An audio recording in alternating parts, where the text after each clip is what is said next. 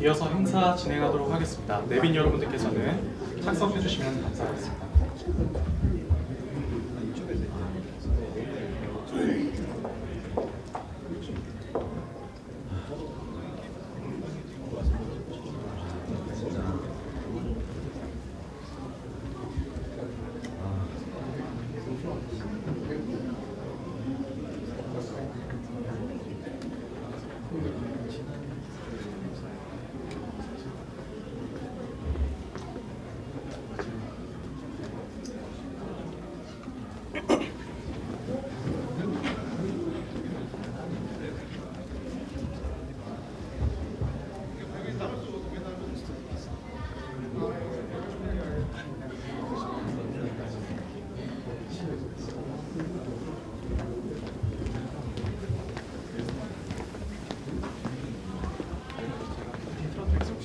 마이크 주시고요.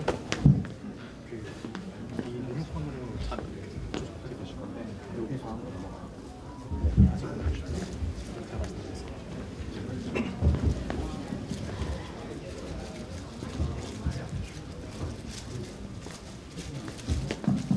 네, 해주겠습니다. 네, 저희 세미나 2부 시작하도록 하겠습니다. 시작하기에 앞서서 출구가 이쪽만 준비되어 있어서 통행하시기 불편하신 걸로 보여서 지금 제 기준 좌측으로는 이쪽 출입구가 열려 있고요. 우측으로는 저쪽 출입구가 개방되어 있습니다. 가까운 출입구로 이용을 하시면은 더 원활한 진행에 도움이 될 것 같습니다. 감사합니다. 네, 2부 시작은 싱크웨이브의 이영희 대표님 말씀으로 시작하겠습니다. 큰 박수로 맞이해 주세요. 이영희 대표님은 삼성, S넷 시스템, 퓨처마인드, 퓨처웨이브, 프로토마를 거쳐 현재 싱크웨이브의 대표 및 과학기술정보협의회 과학기술위원, 정부 지자체 R&D 사업 기술평가위원직을 역임하고 계십니다. IoT 아웃소싱 경험이라는 주제로 도움 말씀 해주시겠습니다.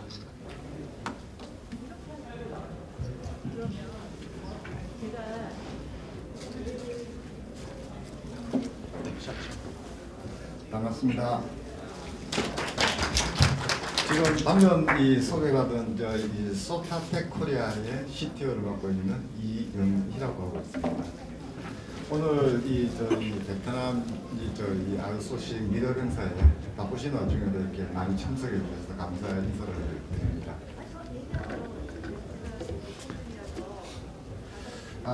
저는 지금 아까 우리 진행자께서 저에 대해서 잘 설명을 해주셨습니다만 간단하게 한번 제 인물을 한번 더 짚어보면 저는 이 삼성 종합기술원이라는 그룹의 중앙연구소에서 센서 데이터를 기반으로 이 멀티미디어 데이터를 적용해서 어떤 시뮬레이션이나 제작 도구를 이렇게 연구 개발하는 전문 연구원으로 근무를 했었습니다. 그리고 이후에 삼성 비서실에서 회장님 시스템을 위한 분석 설계를 진행했었고요. 그 다음에 빅데이터, 삼성그룹에 그때 당시 한 35만 명의 삼성 인력을 대상으로 시뮬레이션을 통해서 삼성 자동차에 필요한 인력들을 선반하는 이런 시뮬레이션 이런 작업들을 하면서 한 30년 정도 ICT 분야의 전문성을 확보하고 있습니다.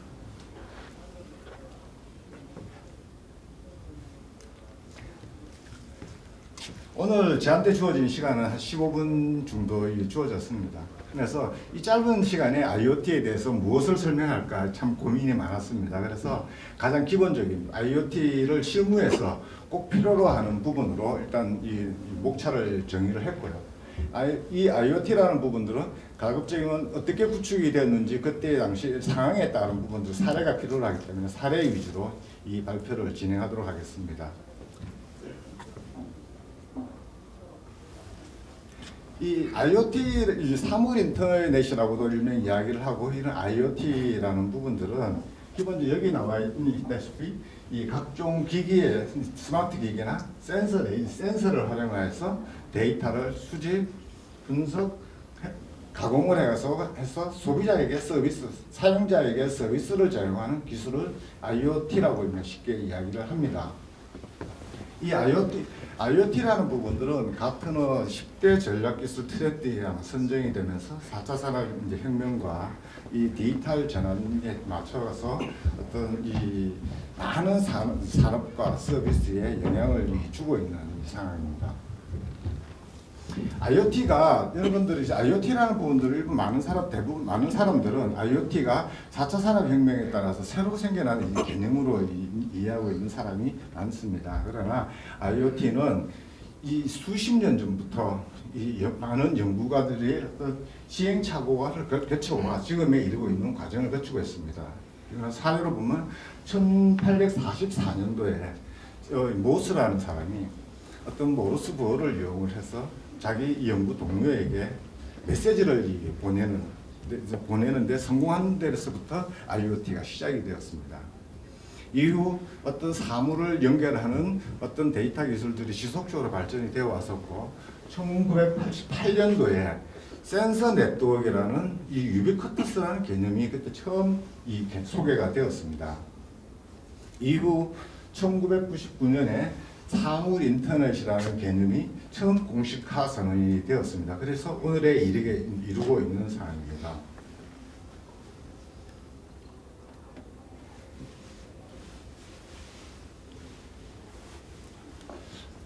IoT를 조금 더 이렇게 한번 살펴보겠습니다. IoT는 이 사물이나 사람이나 시공간에 어떤 센서나 스마트 기기들을 활용을 해서 인터넷으로 네트워크로 서로 연결을 하여 어떤 거기에 지능을 부여해서 새로운 서비스와 가치를 창조하는 이런 기술을 IoT라고 이야기를 할 수 있습니다.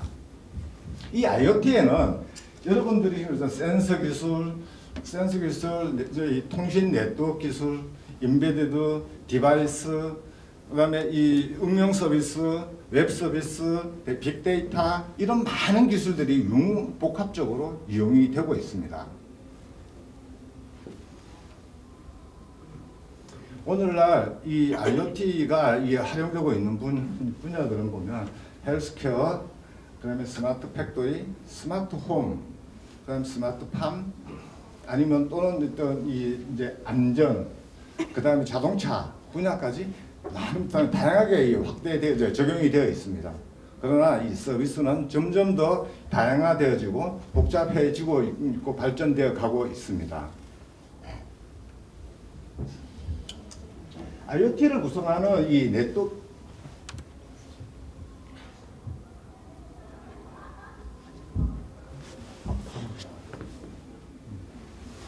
이 IoT는 기본적으로 어떤 엔드 디바이스, 네트워크, 데이터 분석, 그 다음에 서비스 이 네 가지 구성 요소로 이루어져 있지만 이 중에 IoT에 사용되는 네트워크를 살펴보면 기본적으로 블루투스를 여러분들 알고 계실 거예요. 블루투스, 그 다음에 지급이 NFC, RFID, 와이파이, 이동통신 이 등등을 이렇게 필요에 따라서 그 통신 수단을 활용해서 적용하시면 됩니다.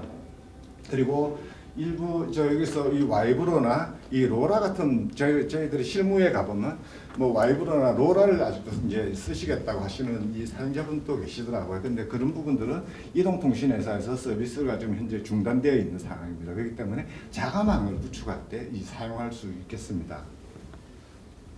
그리고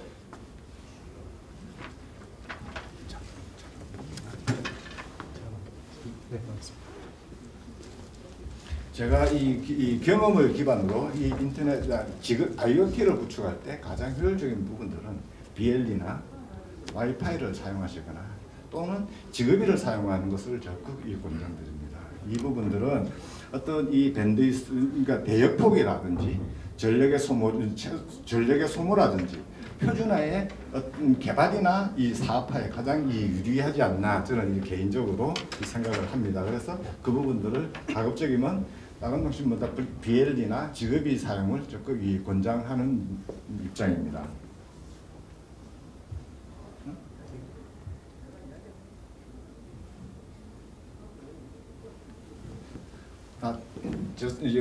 이제 자꾸 이 슬라이드가 자기 마음대로 원활하게 움직이지 않는데 제가 이 마이크는 이 노래방 위에서 이 잡아본 적이 오랜만에 잡아봐서 그런지 매끄럽게 진행이 안 되고 있나 봅니다. 이 IoT를 구성하는 데이터 처리 프로토콜을 잠시 알아보겠습니다. 프로토콜은 다양한 어떤 이 프로토콜의 상황에 따라서 맞춤 선택을 하실 수 있습니다. 그렇지만 IoT는 다양한 어떤 센서 디바이스, 다양한 기능들이 서로 이 결합이 되어서 서비스를 구성하고 있기 때문에 여기에 유용한 어떤 기술 이 프로토콜로서는 MQTT를 이제 사용을 이제는 권장을 하는 입장입니다.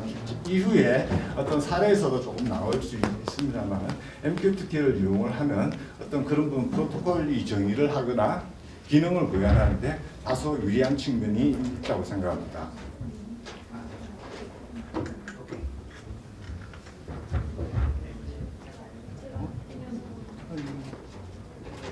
막 넘어갔나 보다. 예. 일단은 이 슬라이드가 제가 준비한 슬라이드가 아까 설명을 안 드리고 넘어간 것 같습니다. 이 IoT를 구성하는 보면 이 네 가지의 구성 요소들을 가지고 있습니다. 구성 요소는 스마트 센서나 그다음에 스마트 이 디바이스를 활용을 해서 데이터를 생성하는 부분들이 있고요.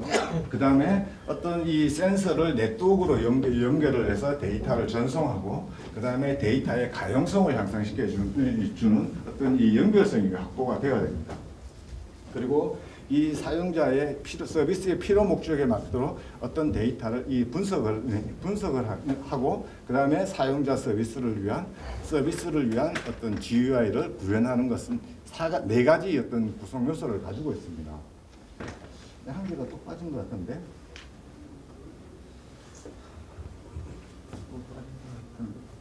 네. 지금 이 IoT 요즘에 이 IoT하고 이 빅데이터는 상당히 어떤 밀접한 관계를 떼놓을 수 없는 밀접한 관계를 가지고 있습니다. 어떤 요즘에 이제 이 SNS가 발달이 되어 있고 IoT가 활성화되다 보니 1분당 인터넷을 통해서 생성되는 데이터가 한 158만 기가바이트 정도가 1분의 데이터가 생성이 되고 쏟아져 나옵니다. 이 데이터를 우리가 모든 데이터들을 빅데이터라고 이야기하는데, 빅데이터를 가지고 있는 요소들을 살펴보면 어떤 데이터가 가지고 있는 양, 물론 이 빅 아주 커야 되겠죠.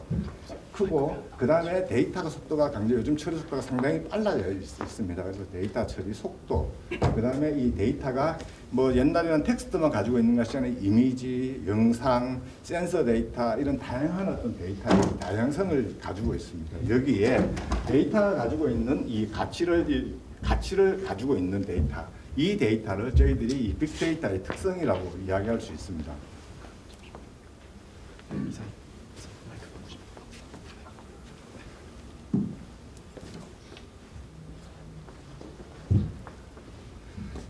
이 데이터들을 실질적으로 내가 서비스에 적용하기 위해서는 다양한 알고리즘을 적용을 할 수가 있습니다. 이 알고리즘은 어떤 제일 먼저 이야기하는 일정한 규칙에 따라서 데이터가 연결되는 데이터분을 식별하는 부분들을 연관 규칙학습이라는 알고리즘을 사용할 수가 있습니다. 이런 서비스를 구현하고자 하면 이 알고리즘을 적용하시면 되고, 그 다음에 어떤 특성이나 어떤 조건에 따라서 데이터가 이렇게 분집화되는 분류를 하는 어떤 분류 알고리즘을 사용을 하시면 되겠습니다. 그리고 어떤 분집화라는 부분들은 어떤 통계적 기법에 유사한 소 그룹들을 만들어 나가는 어떤 이 방법을 알고리즘을 분집화 알고리즘이라고 하고 있습니다. 그리고 회귀 분석이라는 부분들은 어떤 값의 변화가 다른 값에 어떤 변화를 미치는지에 대한 부분들을 찾아내는 알고리즘을 이 회귀 분석 알고리즘이라고 하고 있습니다. 또한 마지막으로 요즘에 어떤 SNS가 이렇게 상당히 사진들의 데이터들이 많이 올라오기 때문에 어떤 이 텍스트 기반의 글쓴이의 감정을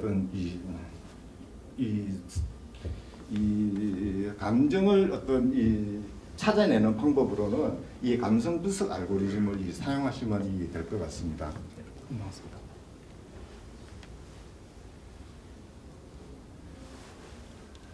저희 IoT 분야에서 소타텍이 가지고 있는 강점이 상당히 큰 강점을 가지고 있습니다. 저희 이 소타텍은 이 베트남에서 실증 검증되고 인증을 받은 이 베트남 VNPT라는 IoT 플랫폼을 가지고 있습니다. 이 플랫폼을 어떤 스마트팜이나 스마트 팩토리, 그다음에 이 커넥티드 카 다양한 분야에 현재 지금 적용이 되어 있습니다. 이 부분들을 활용을 하시면 좀 더 쉽게 이 IoT 솔루션 개발이라든지 이 완성도를 높일 수 있을 거라고 저는 생각을 합니다. IoT가 어떻게 적용이 되는지를 잠깐 살펴보면 IoT에 저희들이 구축 사례들을 한번 소개를 잠시 드리겠습니다. 이 부분들은 어떤 데이터의 엔드 디바이스에 자이로 센서나 통신 기술이 적용이 되어 있고 어떤 교도소에 교도관들이 어떤 이제 교도소의 사동을 순찰하면서 생겨날 수 있는 위험한 사실, 테러에 의한 쓰러짐이나 무슨 사고에 따른 부분들을 발견을 해서 어떤 이 관제센터에서 조치를 취할 수 있는 이 IoT를 적용을 하였습니다. 이 부분들은 제일 어려웠던 부분들은 교도소라는 특수한 이 건물 구조에 의해 가지고 어떤 이 통신 방법을 선택하는 상당히 어려운 점이 있었습니다. 이 부분들을 저희들은 이 지급비를 처음에는 어떤 이제 이 데이터 통신을 쓰다가 저희들은 지급비를 사용을 하게 됐습니다. 지급비를 사용을 하면 스타 결성으로 망을 구성을 하는데 게이트웨이 깡끼리의 어떤 서로 핑퐁에 의해서 게이트웨이에 부하를 주는 어떤 문제들이 발생했습니다. 그래서 저희들은 핀 아이디와 데이터가 송신기별로 전달되는 방법들을 순서 시퀀스를 정의해 줌으로써 그 부분들을 해결했던, 그래서 다양한 복잡한 건물 구조에 원활하게 데이터를 전송할 수 있도록 적용했던 사례입니다.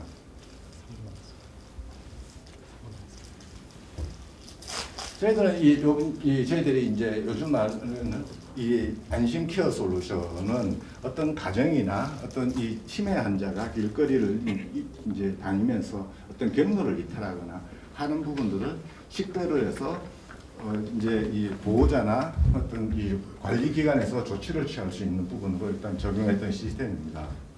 이 시스템은 어떤 기본적으로 이 기본적인 통신망을 자가망을 구성을 해야 됐었고, 여기에서 제일 중요한 부분들은 어떤 이 개인정보 보호에 따른 사생활 침해 이런 보호에 대한 부분들이 굉장히 신경을 써야 했던 이 부분이 사례라고 말씀드릴 수 있습니다.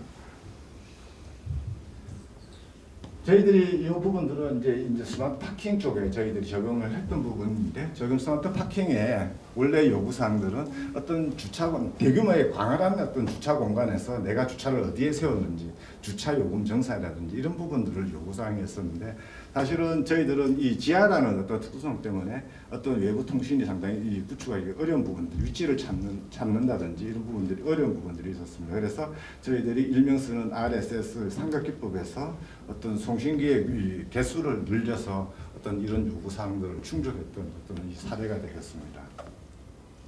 그리고 저 부분들은 이제 냉동 컨테이너라는 어떤 부분들에, 냉동 컨테이너가 배를 타면 6개월, 3개월 이렇게 배 위에, 바다 위에 떠 있는 상황입니다. 이때 상황에서의 냉동 컨테이너가 이상이 생기면은 어떤 그 안에 있는 한 10억, 100억이 되는 어떤 물건이 변질이 생기게 됩니다. 그것을 예방하기 위해서 이 컨트롤러에서 데이터를 센싱을 해서 어떤 이 부분들을 관제센터로 데이터를 보내는 이 IoT를 구축을 했었습니다. 이 부분들은 배라는 부분들, 그다음에 컨테이너라는 특수한 구조가 있었는데, 철파는 전파가 직진성이 가진 전파는 통과하기가 상당히 어려운 부분들이 있었습니다. 그리고 이 항마이라는 이 특수한 조건들은 굉장히 계열된 큰 넓은 계열지에 구축이 되어 있었습니다. 근데 지급이라는 통신이 사실은 네트워크 통신 거리가 그렇게 길지를 않습니다. 그래서 지향성 안테나를 활용해서 원거리와 게이트 간의 어떤 이 데이터의 시그널을 전송을 통해 가지고 이 부분들을 해결을 했던 사례입니다. 그리고 요즘 이제 IoT를 또 이용하는 부분들은 저희들이 이 웨어러블의 다양한 어떤 이제 건강에 필요한 이 장치 센서들을 이용을 해서 이 센서의 데이터를 이용을 해서 어떤 반려동물의 건강 상태를 파악을 한다든지, 또는 반려동물의 케어장 디바이스를 자동으로 컨트롤할 수 있는 이런 IoT를 구축을 했었고요. 또한 요즘에 이제 이 오토바이에서 이 적용이 오토바이에서 어떤 HUD 센서 그다음에 센서 카메라 기술들을 이용해서 오토바이가 주행 중에 주변 교통 상황에 따라서 위험들을 인식을 하고 이 운전자에게 알려주는 이런 IoT를 적용을 했던 사례들이 있습니다. 저희가 제가 지금 이제 좀 원활하게 진행이 되지 못한 이 부분이 있었고요. 지금 저희가 주로 가급적이면 사례 위주로 저희들이 이 전달을 드리려고 그다음에 꼭 필요로 하는 부분 기본적인 내용들을 위주로 정리하려고 했습니다. 필요하신 부분이나 Q&A 사항들이 있으시면 어떤 나중에 Q&A 시간을 이용해 주시면 될 것 같고요. 그 다음에 저희들이 어떤 이 소타텍에는 이 IoT를 구축한 어떤 이 도메인 지식과 주축 경험을 가지는 우수한 인재들이 많이 갖추고 있습니다. 따라서 저희 이 소타텍에 그런 프로젝트에 대한 궁금증이나 필요한 부분들을 문의 주시면 보다 이 효과적인 비용 절감과 어떤 이 안정적인 빠른 시간 내 안정적인 IoT 시스템을 구축할 수 있을 거라고 저는 말씀드리겠습니다. 자, 이상 이 발표를 마치겠습니다. 감사합니다.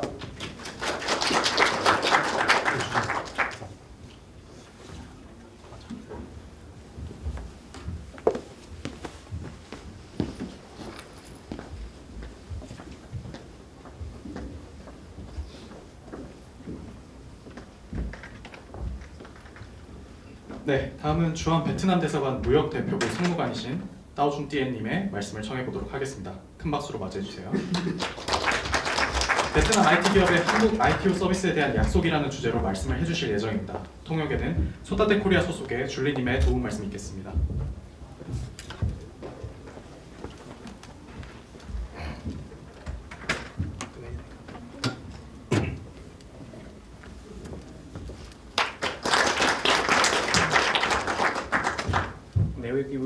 내외기비 여러분 안녕하십니까? 베트남 대사관 무역 대표부 상무관 다정된이라고 합니다. Tôi xin giới thiệu là tôi là đại diện đại sứ quán của Việt Nam tại Hàn Quốc và rất vui mừng có mặt tại buổi khai trương ngày hôm nay. 저는 주한 베트남 대사관을 대표하여 오늘 세미나에 참석하게 되어 영광입니다. Tôi rất vui mừng khi buổi hội thảo giới thiệu tiềm năng cung cấp nhân lực công nghệ thông tin của doanh nghiệp Việt Nam được sự chào đón và hưởng ứng rất nhiều từ các công ty của Hàn Quốc trong ngày hôm nay. 베트남 기업으로부터의 IT 인력 공급의 커다란 잠재력을 소개할 수 있는 세미나가 이처럼 많은 한국 기업들로부터 환영을 받고 있어 정말 기쁩니다. Như chúng ta đều đang thấy thì Hàn Quốc là một quốc gia phát triển với cơ sở hạ tầng hiện đại là hàng đầu thế giới. Với ngành công nghệ thông tin, với ngành công nghiệp công nghệ thông tin đang phát triển ở trình độ rất cao. Tuy nhiên là gần đây thì tình trạng thiếu hụt kỹ sư công nghệ thông tin chất lượng cao đang là vấn đề nổi bật của Hàn Quốc và khiến cho nền công nghiệp IT của Hàn Quốc đang gặp khó khăn trong quá trình phát triển. 우리 모두가 목격하고 있듯이 한국은 아시아는 물론 세계적 기준에서도 최첨단 기술 인프라를 갖춘 선진국입니다. 모든 기술 사업을 높은 수준에 있습니다. 그러나 최근 한국에서 고급 IT 기술자의 인력 부족이 두드러진 문제로 대두되면서 한국의 IT 산업은 개발에 어려움을 겪고 있습니다. Trong bối cảnh này thì Việt Nam với đội ngũ kỹ sư chất lượng và chi phí lao động thấp nổi lên như một nguồn nhân lực tiềm năng cho sự phát triển của các công ty Hàn Quốc. Và ở Việt Nam thì có rất nhiều, có đến hàng trăm nghìn kỹ sư công nghệ sẵn sàng đồng hành cùng với các công ty công nghệ của Hàn Quốc. 이런 상황에서 우수한 엔지니어 자원과 낮은 인건비라는 이점을 갖춘 베트남은 한국의 기업 반정을 위한 인적 자원과 보급자로 급부상하고 있습니다. 베트남은 한국 기업과 기술적 동행을 할 준비가 된 수십만 명의 엔지니어를 보유하고 있습니다. Sự hợp tác hữu nghị giữa chính phủ và nhân dân giữa hai nước Hàn Quốc và Việt Nam thì tạo điều kiện thuận lợi cho việc hợp tác trong lĩnh vực công nghệ thông tin, và sự hợp tác này không chỉ đưa lại lợi ích kinh tế mà còn tăng cường mối quan hệ đoàn kết giữa hai quốc gia và nhân dân hai nước.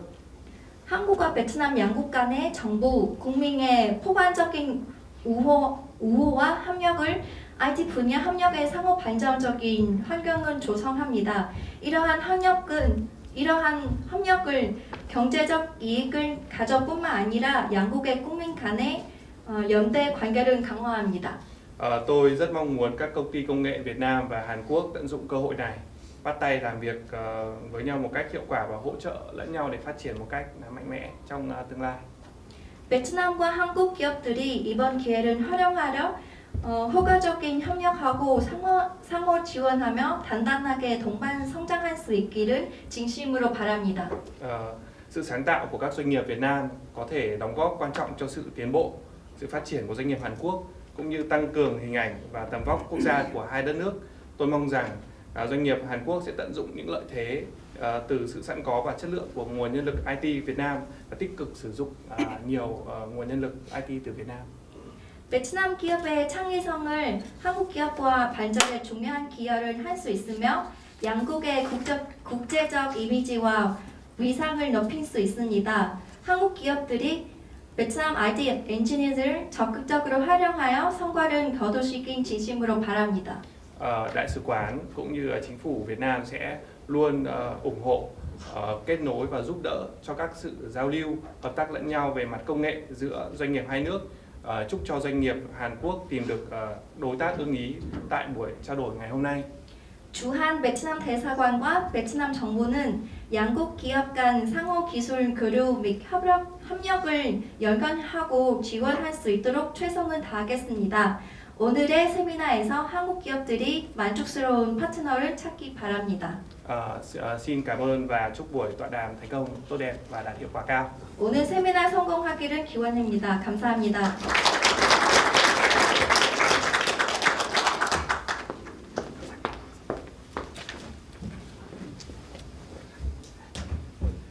네, 다음은 한국인공지능협회 기획이사이시자 NSTK 컨설팅 대표를 맡고 계신 박수일 교수님의 말씀을 들어보겠습니다. 큰 박수로 맞이해 주세요.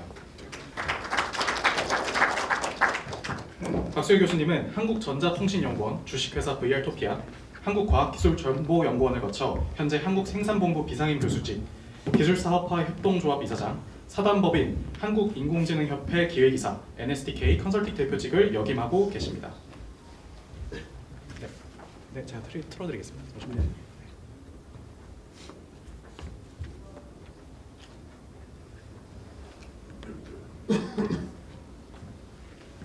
네, 안녕하세요.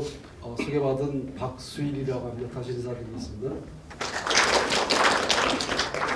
소다텍하고 이렇게 뵌 지가 한 달 정도 됐습니다. 제가 소속이 한국인공지능협회에서 전문위원, 그러니까 기획이사로 되어 있는데 전문위원 활동하면서 소다텍하고의 연결고리를 가지면 굉장히 큰 시너지, 양국 간에 굉장히 좋은 것들이 나올 수 있지 않겠나. 더불어서 저는 정부 쪽에 정책 기획을 하는 이런 쪽에서 활동을 하고 있기 때문에 더 많은 일들을, 더 좋은 리소스를 활용할 수 있지 않겠나 해서 한 달 동안 굉장히 MOU를 맺기 위한 그런 노력들을 많이 했는데 내년도에 정부가 우리 정부가 그 스마트 빌리지라는 그 영역에 1,790억을 쏟아붓는데 그 부분의 효과들이 안 나오니까 그것들을 어떤 정부 차원에서의 관리를 해야 된다라는 그런 입장 때문에 내년도에는 인공지능협회가 아마 두 개로 변화를 가지고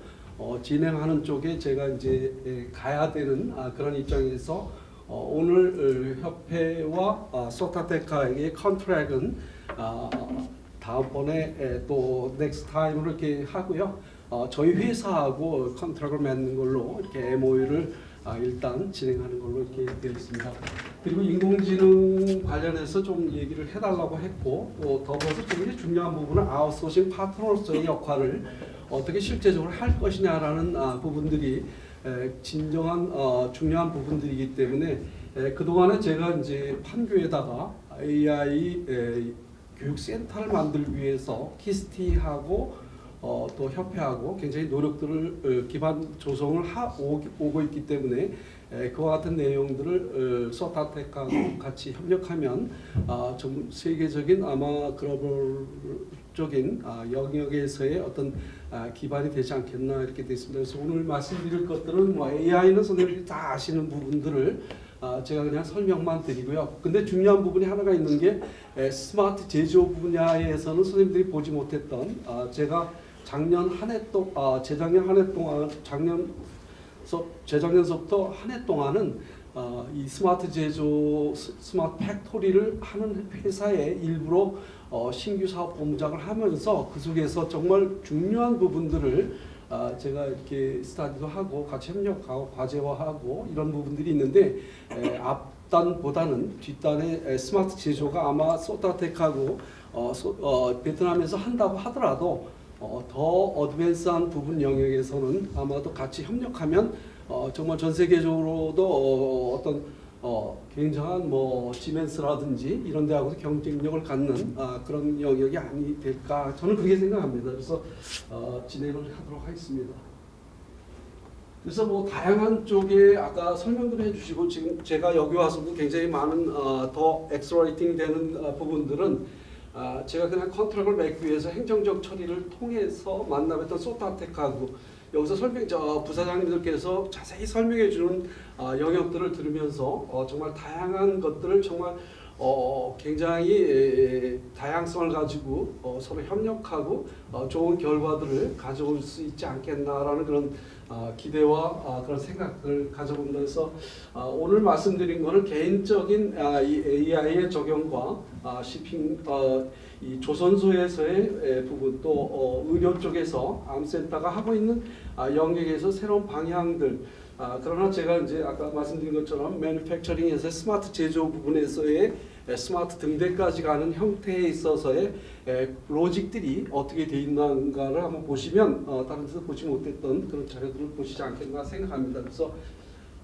첫째, 이 개인적 측면에서는 챗GPT의 다른 것들은 뭐 다 아시고 엔지니어링 부분서부터 시작해서 디자이너까지도 이제 활용하는 부분에 있어서는 효율의 극대화와 비용 절감이라든지 본인의 이 역량을 정말 극대화하기 위해서는 이제는 노력하지 않으면 이렇게 쫓아가기가 어느 날 보면 그냥 정체되어 있다고 한다면 더 이상 추격이 불가능한 형태들 그러니까 이제는 전문성을 확보한 그분들만의 꽃놀이패가 이루어지는 세상 속에서 정말 더 많은 것들을 노력해 하셔야 되지 않겠나. 그러나 그러다 보니까 공부를 하는 학생들이 로봇 공학을 가면 예전 같으면 메카닉한 부분을 공부해서 굉장히 앞서갈 수 있다고 하지만 이제 인공지능까지에 대한 영역을 함께 아우러야 되니까 이제 로봇 공학이 시들어지고 어려워지고 학생들이 안 온다라고 하는 이런 현실 쪽에서 우리가 그것들을 전문가보다는 못하지만 이런 것들을 활용해서 우리가 좀 더 나은 쪽에서의 기반을 마련하는 게 중요하지 않나 이렇게 생각을 합니다. 또 조선에서는 이 격차 또 내일도 제가 이제 부산에 가서 아침 새벽부터 부산에 가서 이 해양조선의 기술 마켓에서 거기에 있는 리스트업들 거기에 참여자들을 제가 처음부터 끝까지 다 이렇게 리스트업하고 중국과의 저희 파트너들이 중국에서 기술을 요구하는 것이 아니라 용품과 장비들에 대한 것들을 요구하기 때문에 그런 부분들을 모아서 같이 협력하는 그런 관계 속에서 우리의 그런 좋은 기술들은 넘겨줄 수 없지만 그러나 부품적 영역들은 서로 같이 이루어가는 것이 현장에서 이루어진다 이렇게 말씀드릴 수 있습니다. 그래서 이 내용들은 뭐 앞으로 사람 개입이 없는 자동식 방식과 더불어서 다양한 쪽에서의 한 것들은 기술적인 부분이니까 넘어가도록 하고요. 그래서 판단하고 조치하고 이런 것들이 이루어지는 완전한 부분에서의 AI의 적용이라는 것들이 앞으로 이루어질 수 있는 형태와 그런 것들이 가고 있다는 측면에서만 정보를 가지시면 되겠고요.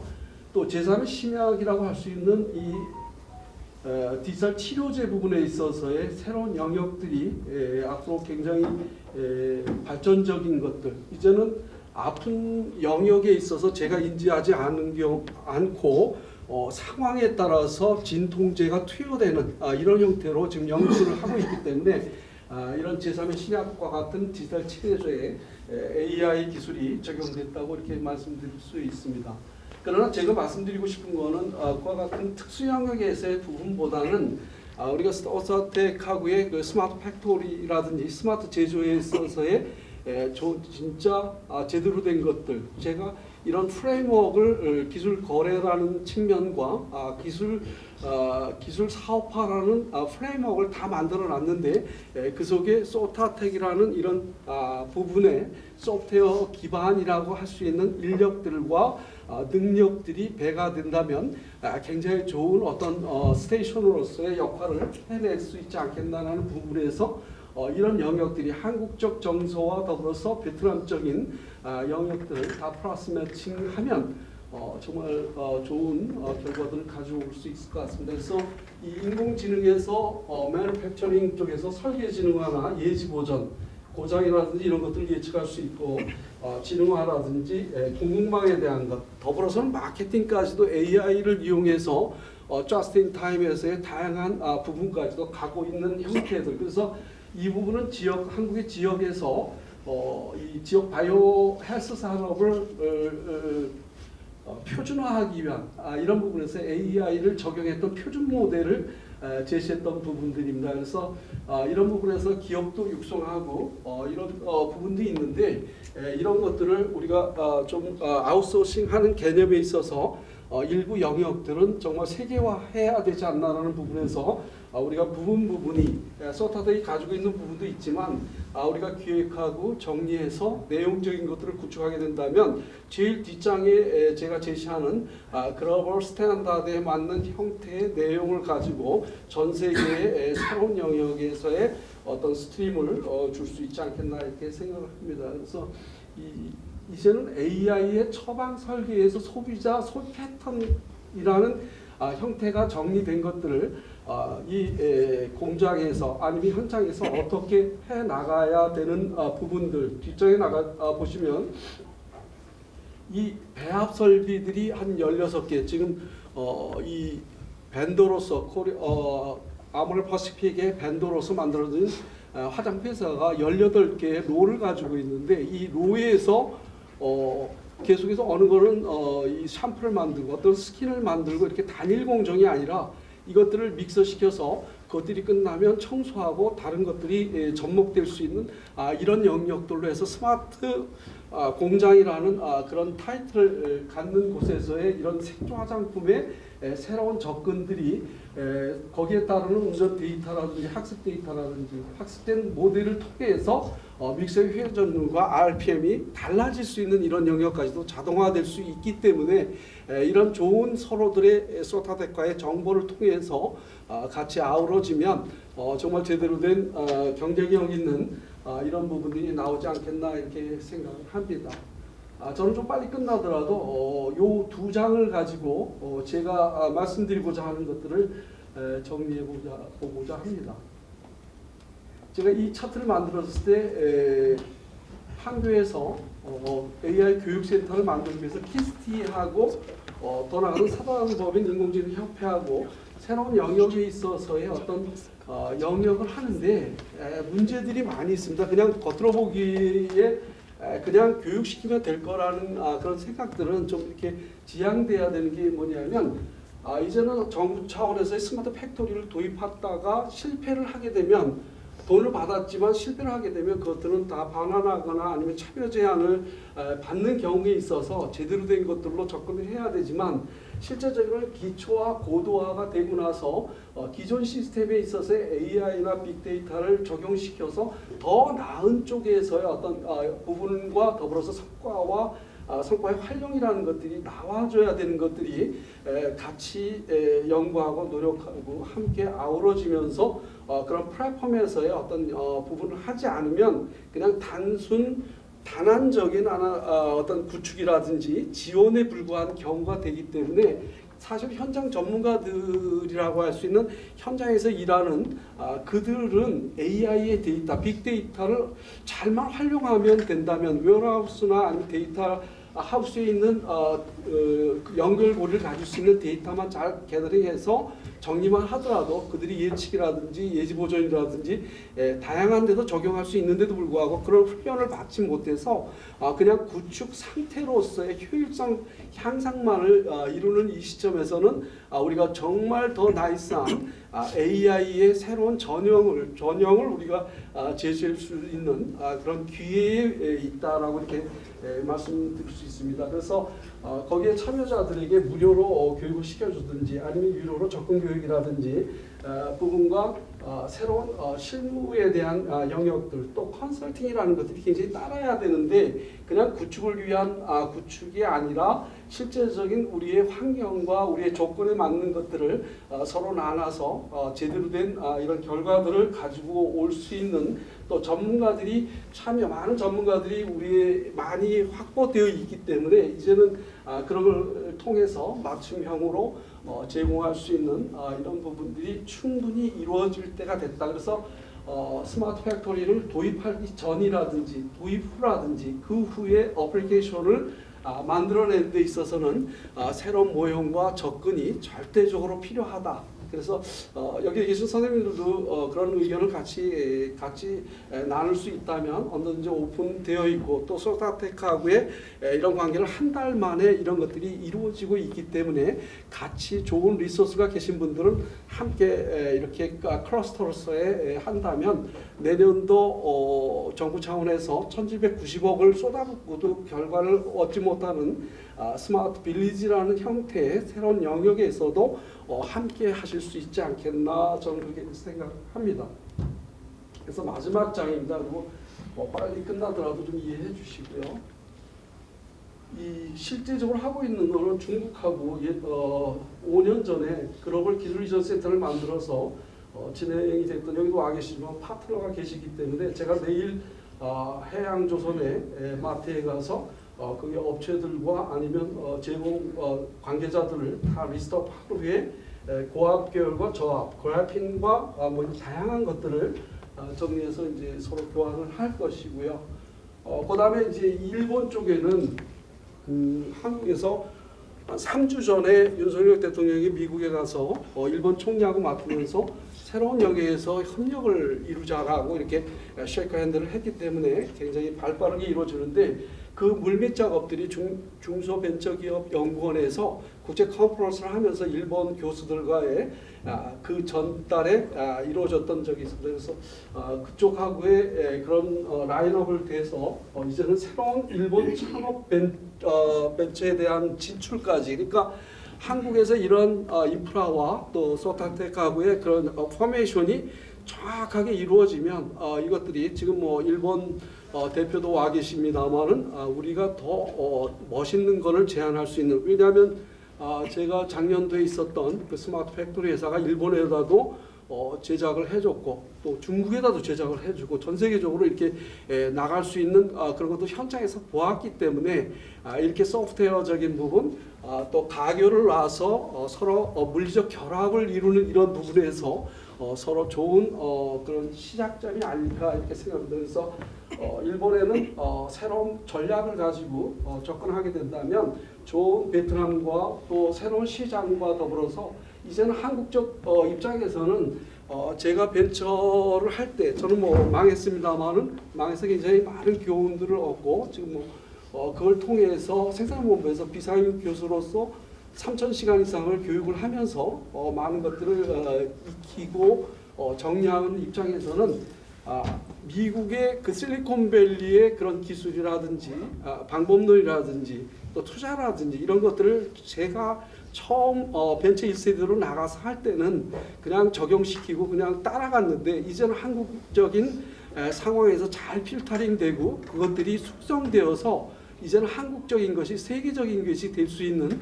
영역에서 첫 번째로 이런 프레임워크 국가 간의 협력이라든지 그 안에 소프트웨어의 그것들을 담당해 주신 소타텍과 같은 이런 능력 있는 분들 또 우리나라의 국가적인 입장에서의 기술 정책을 아우르면서 함께 기술을 리딩해 나가는 이 모든 것들이 아우러질 때 상호 역할 관계와 더불어서 새로운 정형적인 상생 모델로서의 모델로서 되지 않겠나 이렇게 생각을 합니다. 그래서 빨리 끝나지만 선생님들한테 정리하고 싶은 것은 뭐냐면 이런 스테이션의 플랫폼을 다 만들어 놨습니다. 선생님들 가지고 계신 리소스나 서로 신뢰성을 갖고 이야기를 나눌 수 있다면 언제든지 같이 이야기해서 우리를 위한, 우리나라를 위한, 또 우리 기업들을 위한, 그들이 동네 축구하는 것이 아니라 프리미엄 리그에 나가서 정말 활동할 수 있는 그런 토대들, 일반적으로 정책적으로 밀어서 한국적인 창업을 육성시키는 것을 저는 굉장히 싫어하고, 저도 그런 관계 속에서 굉장히 안 좋은 경험들이 있기 때문에 제대로 된 이런 부분에서 인큐베이팅을 한다든지 아니면 좋은 능력과 웨이트 트레이닝을 통해서 많은 것들을 가지고 나가게 된다면 한국의 기업들이 전 세계를 리딩할 수 있는 것. 그렇다고 베트남이라는 영역에서 그들과의 어떤 거라는 그 이야기보다는 이제는 국제화되어 있기 때문에 그런 것들을 서로 나누면서 함께 할 수 있는 이런 부분에서 공유하고 선생님들하고 이야기를 나눴으면 이따 Q&A를 하시던 아니면 어떤 걸 가지고 있느냐라고 나눌 수 있는 그런 기회가 되었으면 합니다. 감사합니다.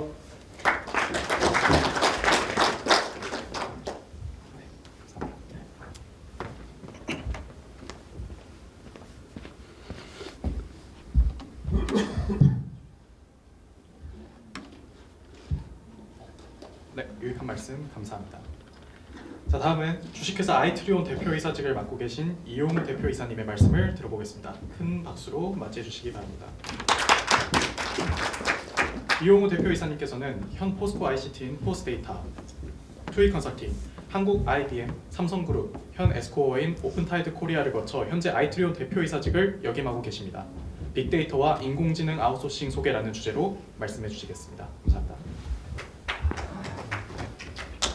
네, 안녕하십니까.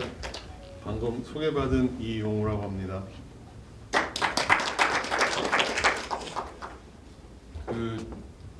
저는 한 34년 정도 이 사회 커리어가 지금 되는 것 같아요. 올해도. 그리고 이제 90년에 처음 IT에 입문할 때 그때는 흔하지 않았지만 데이터 쪽부터 저는 이제 시작을 했습니다. 물론 프로그램도 한 2, 3년 했지만 그래서 34년 대부분을 데이터와 관련된 영역에서 쭉 컨설팅을 이제 해오고 있습니다. 제가 오늘 사실은 설명드릴 내용이 저는 AI 전문가는 아니고요. 실제로 저희 회사에서 2018년부터 이제 제조 쪽에 요새 용어로는 스마트 팩토리, 저희끼리 하는 용어로는 빅데이터 전처리 플랫폼 솔루션을 만들면서 사실은 어떻게 하면 제조업에서 보다 실전적으로 빅데이터라는 게 꼭 맨 뒷단에 있는 빅데이터 분석만을 얘기하는 건 아니고요. 요새 제조업에서 굉장히 많은 데이터를 갖고 공정도 모니터링하고 또 실제로 대량의 데이터 분석을 통해서 원하는 내용들을 파악하고 하는데 그런 것들을 진짜 실전적으로 이제 어떻게 하면 좀 우리가 효율적으로 할 수 있을까에 대해서 저희 경험을 바탕으로 설명을 드려보도록 하겠습니다.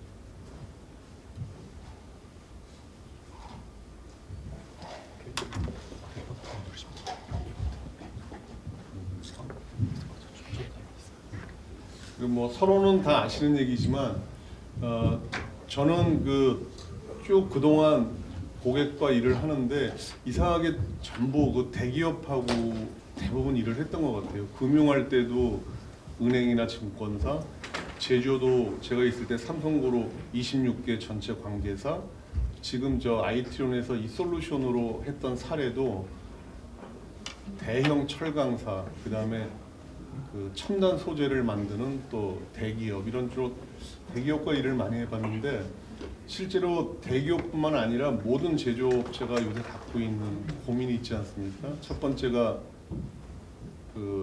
생산 현장에 있는 인력들이 다 나가고 노후화되고 신입들이 안 들어온다. 그러니까 우리 회사가 수십 년 동안 쌓아왔던 업에 대한 노하우 이런 것들이 다 사람에게 속해 있다가 단절되는 현상. 그다음에 옛날에는 물건을 만들면 다 팔렸으니까 뭐 한 달이 됐던 열흘이 됐던 그냥 한 품목을 라인에 걸어 놓으면 쭉 만들고 끝났지만 요새는 그렇지 않죠. 다품종 소량 생산 체제로 고객 중심으로 가게 되니까 하루에도 여러 품목을 갈아 끼우면서 생산을 해야 되고, 사람은 자꾸 노후화되고 나가서 우리의 그 경험과 노하우의 전수가 단절이 되고, 또 원가에 대한 그 경쟁이 너무나 치열해지니까 원가를 치열하게 또 절감하는 여러 가지 방안들을 이제 빅데이터를 통해서 찾고자 합니다. 근데 이것이 불과 몇 년 전만 해도 그 IT가 제대로 뒷받침을 못 해주니까 주로 그냥 그 현장에 가보면 설비를 자동화해 놓고 그냥 제품을 만드는데 급급했지, 그 자동화된 설비가 만들어내는 그 굉장히 그 밸류어블한 공정을 운전한 데이터는 사실은 대부분 버렸죠. 일단 제품이 나오는 게 급선무였던 게 불과 몇 년 전이라면 이제는 제품도 만들지만 우리가 좀 더 조업 역량을 높일 수는 없을까? 좀 더 양품의 수율을 높일 수는 없을까?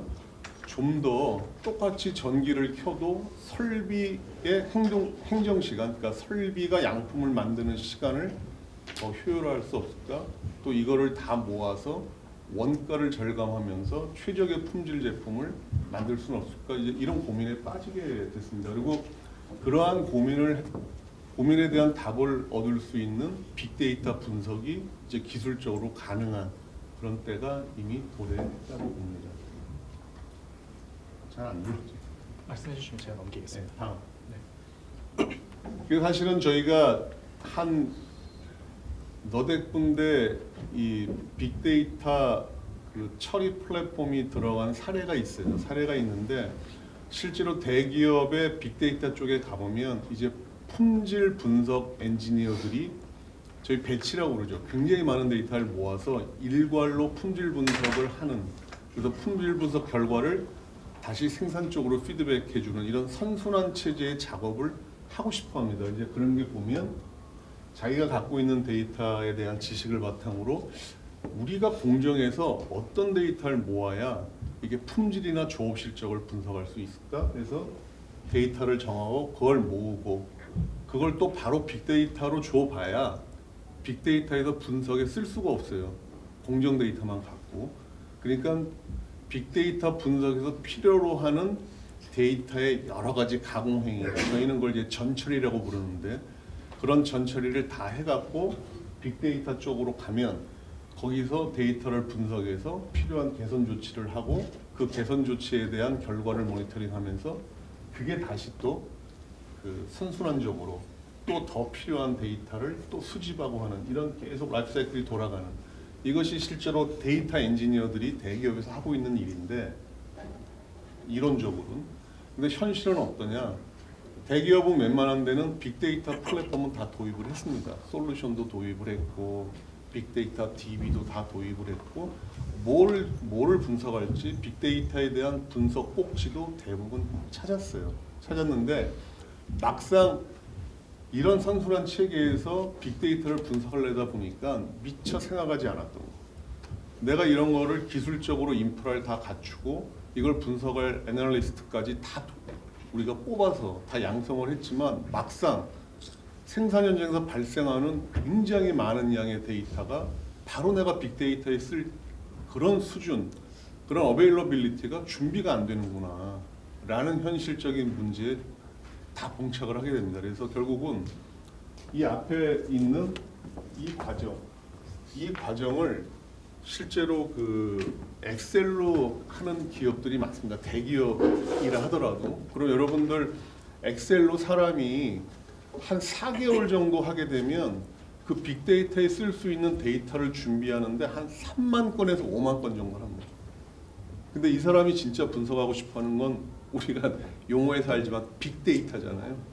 빅데이터 플랫폼에 뭐 5만 건, 10만 건을 넣어 본들 유의미한 결과가 나오질 않는다.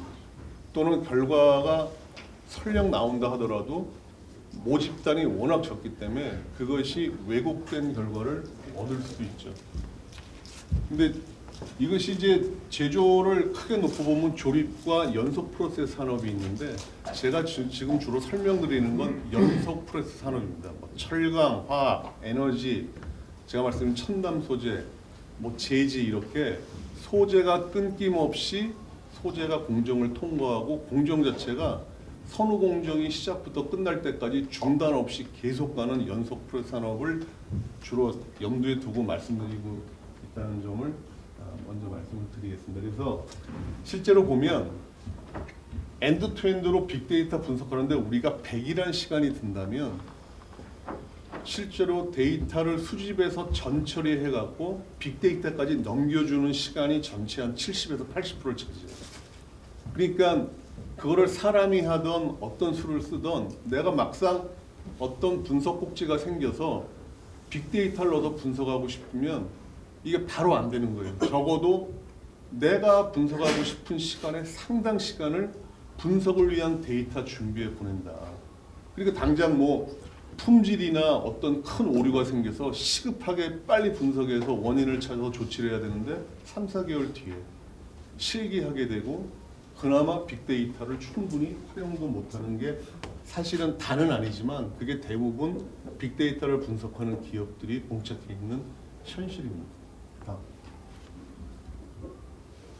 그러면 제가 설명드릴 것 중에 보통 벤더나 그 빅데이터를 도입을 하는 쪽에서 고객들이 만나는 그런 업체에서 저도 여러 군데 물어봤지만 왜 빅데이터만 도입시키냐, 그 데이터 전처리가 안 되면 어차피 고객은 못 하는데, 그러면 그들이 하는 말은 빅데이터를 분석하기 위해서 앞에서 전처리가 다 된 데이터가 있다는 가정이고 그건 고객의 몫이다라고 해요.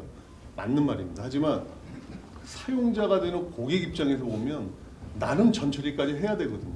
빅데이터를 하려면. 그래서 도대체 연속 산업에서 전처리가 뭐냐라고 하면 우리가 설비에서 굉장히 많은 데이터, 저희가 최근에 끝낸 기업이 1년에 그 발생하는 데이터가 한 5천억 건 됩니다. 그러니까 365일로 나누면 연속 산업은 쉬지 않고 24시간 돌아가니까 하루에 한 1억 3, 4천만 건 정도 데이터가 여러 설비에서 쉴 수 없이 발생을 하고 있어요. 그럼 그거 일단 다 모읍니다. 이제 20ms 단위로 저희는 모으는데, 그러니까 누락된 데이터 없이 다 모으죠. 그럼 모으면 끝났냐? 설비에서 모은 데이터는 말 그대로 설비가 운전한 데이터만 있어요. 그럼 우리가 뭘 모르냐면 지금 이 설비가 운전한, 이 시간에 운전한 저 각종 1억 건의 데이터가 무슨 제품을 만들려고 했던 운전이지? 그 무슨 제품이에요? 그럼 그 제품 만들려고 어떤 소재가 들어가서 이 1억 건의 데이터가 발생한 거지? 이걸 설비 데이터에서는 알 수가 없어요. 그러니까 데이터를 전부 수집을 하면 그 데이터 자체를 맨 먼저 하는 일이, 이제 저희가 이제 빅데이터 분석할 때 보면 분석가들이 쓰는 가공점이라는 게 있어요. 나는 이 공정을 매 1초 단위 또는 2초 단위로 끊어서 모든 데이터를 넣어서 공정 실적을 분석하겠다는 가공점이 있는데, 설비의 센서는 발생 주기가 다 달라요. 한 설비에 뭐 온도, 압력, 뭐 스피드 이런 센서가 있다면 어떤 센서는 1초 단위로 막 온도를 발생시키는데 어떤 센서는 3초 단위, 어떤 센서는 2초 단위로 발생해요. 근데 가공점이 예를 들면 1초 단위라면 그냥 그대로 수집해 보면 가공점을 쭉 끊었을 때 이 가공점에 온전히 세 가지 데이터가 다 안 들어와 있어요. 그럼 분석을 못하죠. 분석을 할 수가 없죠. 분석가들이 원하는 건 모든 가공점에 저 세 가지가 다 있길 바라죠. 그게 저희가 결측치라고 그러는데, 그러니까 결측치는 센서 자체 주기가 다른 거죠. 그러니까 그걸 수집해서 결측치의 데이터를 만들어서 모든 가공점에 데이터가 다 있게 해요. 또 데이터를 수집해 보니까 아주 애브노멀한 이상한 데이터들이 있어요. 그것도 다 저희가 정리를 해서 일단 수집한 데이터를 보정을 합니다. 보정을 하고, 두 번째는, 근데 여러분들 더 잘 아시겠지만 PLC나 센서의 데이터를 해보면 시간하고 값만 올라와요. 이 데이터가 여러분들이 보면 이게 온도인지 뭔지 알 수가 없어요. 그러니까 두 번째 하는 일은 그 굉장히 많은 종수의 데이터에 대해서 레이블링 또는 저희가 어노테이션 한다고 그러잖아요. 그거는 꼭 여기만 있는 용어가 아니고 우리 데이터 레이크 할 때도 그렇잖아요. 데이터를 산더미처럼 쌓아놔 봐야 그 데이터에 주석이 없으면 무슨 데이터인지 우리가 쓰지를 못해요. 그러니까 라벨링을 좀 합니다. 라벨링하고 그 다음에 연속 프로세스 제일 어려운 거. 공정 중에 소재가 지나가면서 길이도 늘어나고 폭도 넓어지고 앞뒤가 역전되고 위아래가 뒤집어지고 재료가 막 절단이 됐다가 또는 절단된 데이터가 막 합쳐집니다. 이 공정이 흐르면서 그 모든 거를 데이터로 다 맞게 데이터를 거기다가 다 넣어줘야 돼요. 그거를 저희가 데이터 정렬이라고 해요. 정렬이 끝나면 대기업에 가보면 대부분 MES가 들어와 있는데 MES를 이렇게 공장을 이렇게 여러 개를 한꺼번에 안 짓고 순차적으로 짓다 보니까 공장별 MES가 이렇게 만들어져 있어요. 그래서 자기 공장에 생산한 MES가 관제를 하는데 이 연속 공정이 10개 공장이 예를 들면 순서 있게 끊기지 않고 돌아간다면 공장별 MES는 이게 사일로로 단절되어 있는 거예요. 근데 우리가 분석하고 싶은 건 이게 마치 사일로가 아니고 모든 공정이 딱 연결되어 있는 것처럼 데이터를 뽑아서 분석을 하고 싶죠. 그래서 마지막으로는 라지널로지라는 걸 만들어 갖고 MES는 사일로화 되어 있지만 저희 플랫폼이 그 공정을 MES를 그대로 놔둔 상태에서 처음부터 마지막 공정까지 데이터를 전부 연결시킵니다. 공정과 소재와 제품과 설비에서 뽑아낸 운전 데이터를 이제 그런 것들을 다 통해서 일단 전처리가 끝나야 그 이후에 그 데이터가 빅데이터 플랫폼으로 전달이 돼야 그때 비로소 빅데이터 분석 꼭지에 맞는 가용한 데이터가 이제 쌓여져 있으니까 원하는 만큼을 갖다가 저희가 분석을 할 수 있게 되는 겁니다. 그래서 사실은 저희가 그 고객사에 가서 이러한 그 구현을 할 때 맨 먼저 하는 게 컨설팅인데 컨설팅을 할 때 제일 고민하는 게 어떻게 그 회사의 플랫폼 설계를 할 것인가, 어떤 꼭지에 고민을 두고 할 것인가. 여기 7개를 적어놨는데 이건 한번 나중에 보시는데 첫 번째는 일단 분석 엔지니어가 분석에 전념할 수 있도록 수집이나 전처리 같은 그 굉장히 많은 타임 컨슈밍이 일어나는 거는 다 자동화시켜야 되겠다.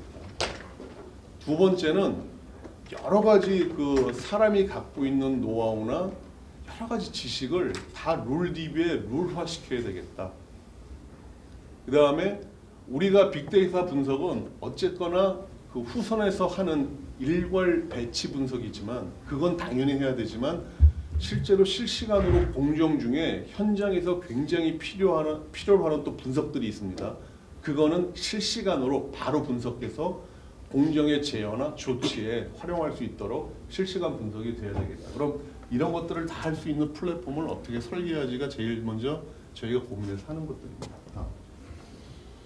그래서 이제 이런 오늘 이제 저희 솔루션을 소개해달라고 그래서 별로 소개를 제가 하고 싶지 않았는데 사실은 장사로 나온 건 아니지만 그 저희가 갖고 있는 솔루션이 이제 밀 스미스라고 이제 공장을 잘 다루는 장인이란 뜻입니다. 그래서 이게 보시는 것처럼 11개 모듈로 구성이 되어 있고 이 모듈이 유기적으로 연동되면서 실제로 이제 지금 제가 설명드린 모든 기능을 자동으로 수행하는데 제일 큰 특징은 공장의 MES는 설비단, PLC단, MES, ERP처럼 이 레벨 1, 2, 3, 4로 기존의 MES는 계층화되어 있어요. 그리고 각 계층별로 필요한 데이터를 인터페이스를 짜서 위로 아래로 전달하게 되어 있습니다. 그래서 실제로 L1, L2까지 PLC까지 데이터를 저희가 OT 영역이라고 부르고 MES, ERP를 IT 영역이라고 부르는데 저희 솔루션은 OT와 IT를 수평적으로 다 통합을 한 솔루션입니다. 그러니까 계층화된 게 아니고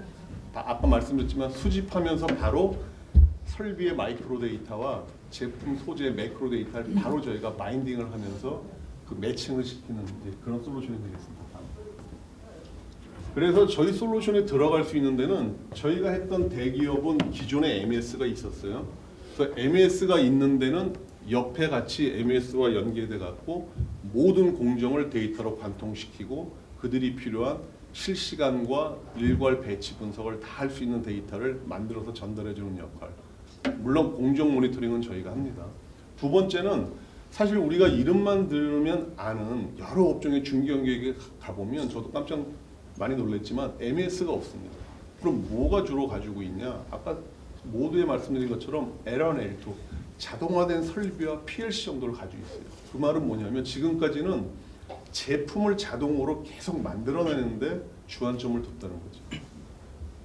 그럼 MES 없는 데는 저희께 MES 향의 매크로 데이터를 만들어주는 그 기능을 탑재해서 MES 역할을 하면서 할 수 있다. 그래서 저희는 대기업과 중견 기업에 다 포지셔닝 할 수 있는 솔루션이 되겠습니다. 네, 2분 더 드리겠습니다. 네? 2분 더 드리겠습니다. 네. 그래서 저희가 굉장히 많은 기능이 있지만 주로 핵심 기능을 말씀드리자면 일단 데이터 수집이 자동화되는 게 급선무인데 저희는 20ms 단위로 데이터를 수집하니까 1초에 5번 정도 발생하는 데이터까지 누락 없이 수집을 하는 거죠. 그리고 정형, 비정형 다 수집을 하고 PLC 데이터, 파일 구조, DB에 있는 테이블 데이터를 모두 다 한꺼번에 수집해서 필요하면 다 그거를 같이 바인딩을 하고 매칭을 합니다. 두 번째 아까 말씀드린 이런 전 처리를 수집하자마자 바로 실시간으로 자동화시켰고요. 그 다음에 빅데이터 분석 가기 전에 현장에서 필요한 실시간 분석 중, 뭐 제조업 표준을 준수하고 있는지라든지, 뭐 자공정의 특성, 뭐 표면 흠결 이런 것들을 바로바로 실시간으로 분석하는 기능도 자동화시켰고, 그 다음에 상태 인지는 여러분 너무 잘 아시지만 공장 운전실에 가보면 LCD 모니터가 작게는 뭐 대여섯 대, 많게는 수십 대가 있습니다. 교통 관제 센터처럼. 그걸 한 사람이 이렇게 보고 있어요. 왜 보는지 모르죠. 근데 설비 앞에 있는 CCTV가 비추는 그걸 설비 한 대당 LCD 하나씩 놓고 보는 거예요. 근데 설비의 외관을 카메라가 비추는 걸 보고 있죠. 그건 심적인 그냥 편안함을 얻는 거죠. 실제로 설비 안에서 어떤 운전 조건으로 어떤 소재가 가공되는지는 LCD 아무리 봐도 모르죠. 그나마 보다가 뭐 3조 2교대를 안 하면 퇴근 시간에 가버리면 밤새 아무도 못 보죠. 모니터만 켜져 있고. 그래서 실제로 이제 저희가 부주의의 맹시라고 하지만 실제로 데이터 기반으로 우리가 제조 스마트화를 하게 되면 24시간 365일 데이터 기반으로 계속 모니터링을 하고 감시를 하는 거죠. 그래서 이상이 생기면 바로 노티파이 해주죠. 이제 그런 것들. 그 다음에 연산도 굉장히 많은 연산이 발생하지 않겠습니까? 우리 제조 과정에서. 뭐 잘 아시지만 데이터로 무한대 연산까지 다 처리를 하게 됩니다. 실시간으로. 그래서 이러한 이 외에도 많은 기능이 있지만 이런 핵심 기능이 실시간으로 다 자동화가 이미 되어 있다. 1분 남았습니다.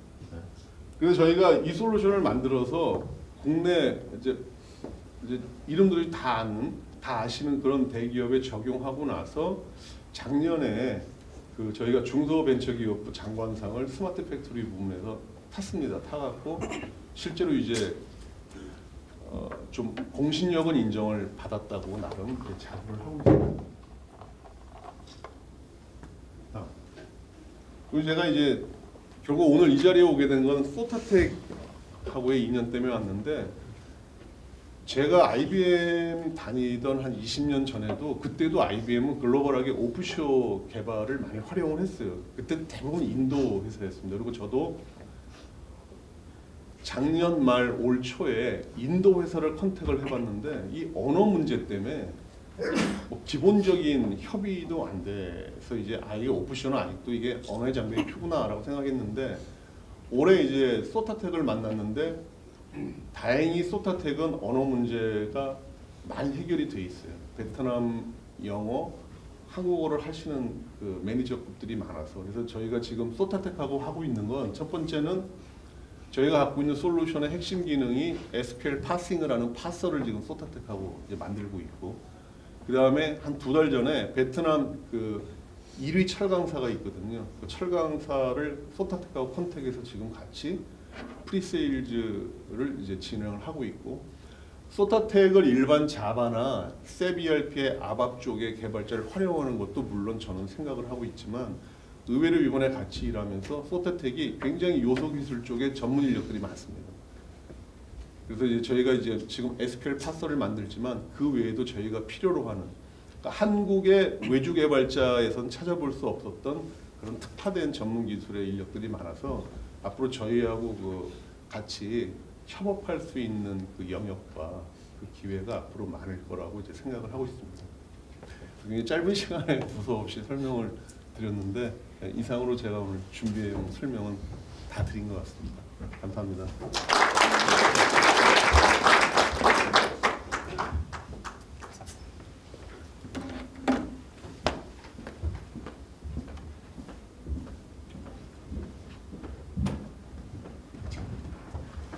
네, 다음은 에이맵 창립자이시자 CEO를 맡고 계신 커티스 킴님을 모시겠습니다. 큰 박수로 맞이해 주세요. 네, 커티스 킴님은 모토로라, 구글, SK홀딩스, 아마존 웹서비스, 하나테크윈, 퓨처센스를 거쳐 현재 에이맵 CEO를 역임하시게 되었습니다. 오늘은 디지털 신사업 전략 컨설팅이라는 주제로 말씀해 주시겠습니다.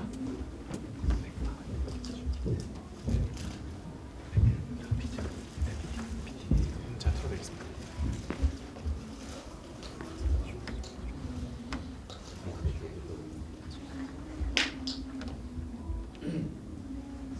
여기서 진행하셔도 되는데. 네, 안녕하세요. 방금 소개받은 원래 제 영어 이름은 커티스 킴이고 이제 한국 이름은 김중수라고 합니다. 반갑습니다. 제가 아마 마지막 순서일 것 같습니다. 오랫동안 많이 앉으셔가지고 힘드실 텐데 좀 짧게 좀 재밌는 얘기를 좀 풀어나가도록 하겠습니다.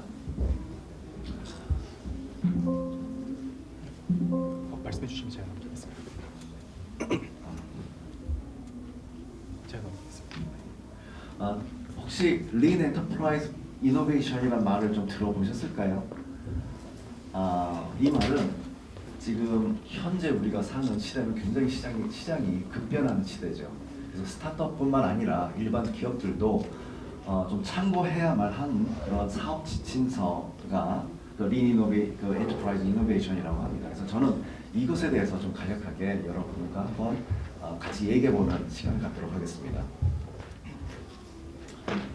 하버드 비즈니스 스쿨의 통계에 따르면요, 신사업을 하거나 그다음에 어떤 신제품을 만드는 많은 프로젝트 중에 85%가 실패로 끝난다는 그런 통계학적 결과가 있습니다. 이를 돈으로 환산하면은 매년 수조 달러의 비용이 손실된다는 그런 얘기입니다. 이것을 만약에 스타트업 관점에서 한번 보면요, 해마다 10개의 스타트업이 일어났으면, 창업을 했으면 그 중에서 9개가 사라지고 하나만 살아남는다, 이러한 얘기도 될 수가 있는 것입니다. 그럼에도 불구하고 우리는 이 신규 제품을 개발하거나 아니면 신사업 모델, 그다음에 혁신적인 서비스를 출시해야지만 이 급변하는 시장에서 살아남을 수 있는 그런 시대에 살고 있다는 것은 자명한 일이고 누구도 부인할 수가 없을 것입니다.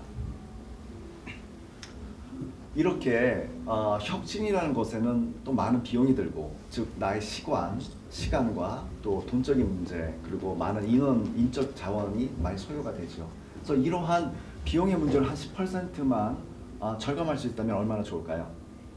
혹은 스타트업처럼 어떤 혁신에 관한 빠른 실행력을 나의 조직, 나의 기업이 갖출 수 있다면 이게 또한 얼마나 좋을까요?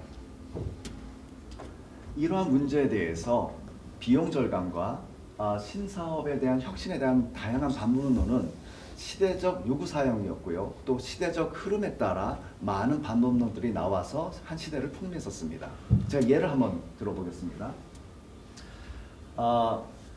80년대에는 이 토요타라는 회사가, 자동차 회사가 그 제조 생산 공정에서의 품질 관리의 혁신을 일으켜서 남들보다 원가를 많이 낮추고 고장이 잘 안 나는 자동차를 내놓기 시작했습니다. 그래서 80년대에는 뭐 재패니스 카가 전 세계를 호령했던, 뭐 아직도 뭐 토요타가 그런 면에서는 상당히 경제적이고 그런 차로서 많이 인식이 되고 있지만은 그러한 산업적인 혁명을 일으켰죠.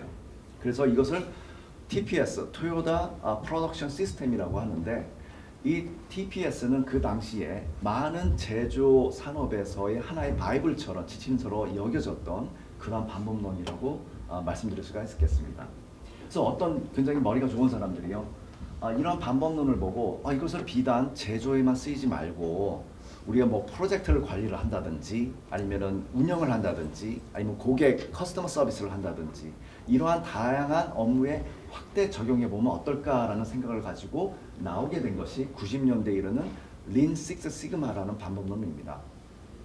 90년대에서부터 솔직히 2000년대까지 굉장히 화두가 있었거든요. 여러분들도 잘 아시는 옛날에 그 GE, 제너럴 일렉트릭이 이 방법론을 써가지고 상당히 반향을 많이 일으켰습니다. 우리나라의 삼성전자에서도 이 방법론을 많이 따라서요. 제가 그 옛날에 삼성에서 그 반도체 소프트웨어 연구원을 있었거든요. 그때는 뭐 식스그마에 대한 그린벨트, 뭐 블랙벨트 뭐 이런 걸 따지 않으면 승진이 안 될 정도로 그렇게 굉장히 체계화를 많이 시켰던 그런 방법론입니다. 하지만 이 두 가지 방법론은 기업의 내부의 점진적인 혁신이나 아니면 비용 절감에는 확실히 좀 효과가 있었어요. 그러나 시장이 급변하는 시장의 트렌드를 쫓아가서 어떤 신사업을 일으킨다든지 아주 혁신적인 사업을 기획해서 내놓는 이 방법론에는 조금 효과가 못 미쳤던 것은 사실이었습니다. 시대가 흘러가지고 2010년에 에릭 라이즈라는 사람이 린 스타트업이라는 방법론을 들고 나오기 시작했어요. 과연 이 방법론은 효과가 있었을까요? 예, 있었습니다. 이 린 스타트업이라는 방법론에 일구해서 우리가 아는 많은 유니콘 기업들이 작년 10년, 그러니까 지난 10년 아니면 15년 동안 많이 일어나서 세상의 흐름을 많이 바꿔놨죠. 그 중에는 뭐 아마존이라는 기업들도 이 범주 안에 있었던 것입니다. 또한 이 방법론은 좀 더 진화를 해서 현재는 린 엔터프라이즈라는 방법론들을 화두로 삼기 시작했습니다. 스탠포드 교수이면서 이 린 스타트업 운동의 지도자였던 스티브 브랭스는 린 스타트업은 21세기 기업들이 가져야 할 새로운 전략이다라고 말을 하고 있고요. 그리고 고객 발굴과 린 방식이야말로 급변하는 이 시장에서 살아남을 수 있는 유일한 길이다라고까지 말을 했던 것입니다. 자, 그렇다면 이 사람들이 말하고 있는 린 이노베이션, 혁신하는 것이 도대체 무엇일까요? 이 린 이노베이션은 네 가지의 원리를 얘기하고 있어요. 그 첫 번째 원리는 당신은 아무것도 모른다는 것을 인정하라는 것입니다. 무엇을요? 고객에 대해서. 내가 염려이 많은데 난 고객을 너무나 잘 알아 라고 얘기할 수는 있겠죠. 물론 그 경험과 그 통찰력은 인정을 합니다. 그럼에도 불구하고 이 급변하는 시대의 트렌드에 맞춰서 고객들의 성향이 굉장히 많이 빠르게 바뀌기 때문에 나는 고객에 대해서 모른다라는 그러한 마음을 가지고 일을 시작하라는 것이 첫 번째 원리였던 것입니다. 두 번째는 스마트하게 테스트하라는 것이 두 번째 원리예요. 이것은 무엇을 테스트하는 말일까요? 내가 어떤 신사업을 하려고 하면 어떤 시장 세그멘테이션을 하고 거기에 대표 고객이 있을 겁니다. 그 대표 고객에 대한 속성과 그다음에 그 고객이 가질 수 있는 문제 그리고 그 문제를 해결하려는 그런 솔루션에 대한 많은 가설들을 뽑아낼 텐데 내가 세운 이 가설이 과연 그러한가를 따져보라는 얘기가 스마트하게 테스트라는 얘기죠. 이것이 두 번째 원리입니다. 세 번째 원리, 스마트하게 측정하라는 원리가 있는데요. 이거는 두 번째 원리인 스마트하게 테스트라는 것과 좀 더 결부가 돼 있어요. 우리가 성과 지표 많이 따지고 있습니다. 뭐 KPI도 하고요, 뭐 OKR도 많이 하고 있어요. 그러나 이 스마트하게 측정하라는 개념 원리가 얘기하고 있는 건 무엇이냐면요. 만약에 내가 세운 지표가 사업적 성과 아니면 어떤 변화가 필요하다든지 이 영역에서의 변화를 바꿀 수 없는 지표라면은 그것은 무용지물이라는 뜻입니다. 그렇기 때문에 내가 변화를 필요로 하는 그 영역에 직접적으로 관련된 영향을 미칠 수 있는 지표를 뽑아내고 이 지표들을 스마트하게 측정하라는 것이죠. 이거를 여기에서 대입해 보면은 무슨 말이냐면은 내가 신사업을 모델을 할 때 수많은 가설들을 뽑습니다. 그리고 이 가설들에 대한 검증 실험 계획서를 내놓죠. 그리고 이것들을 관찰하고 검증하는 과정에서 정말로 변화가 필요한 부분이 어디인가를 측정을 해놓고 이걸 지속적으로 성과 측정을 통해 가지고 내가 원하는 결과를 낳을 때까지 무한 반복 작업하라는 겁니다. 마지막 그리고 원리가 아주 스피드 있게 반복 작업을 하라는 것이 네 번째 원리예요. 이 위에서 말했던 세 가지 원리에 대한 그 업무들을 갖다가 반복으로 작업하라는 얘기인데 밑에 보면은 보이즈로라고 해놓고 제가 사진에는 약간 전투기 조종 그 사진을 붙여놨습니다. 실제로 1950년대에 보이드 대령이라는 사람이 있었는데요. 이 사람들은 전투기 간의 그 싸움에서 그 승전에 대한 어떤 결과 보고서를 조사하는 일을 좀 했었대요.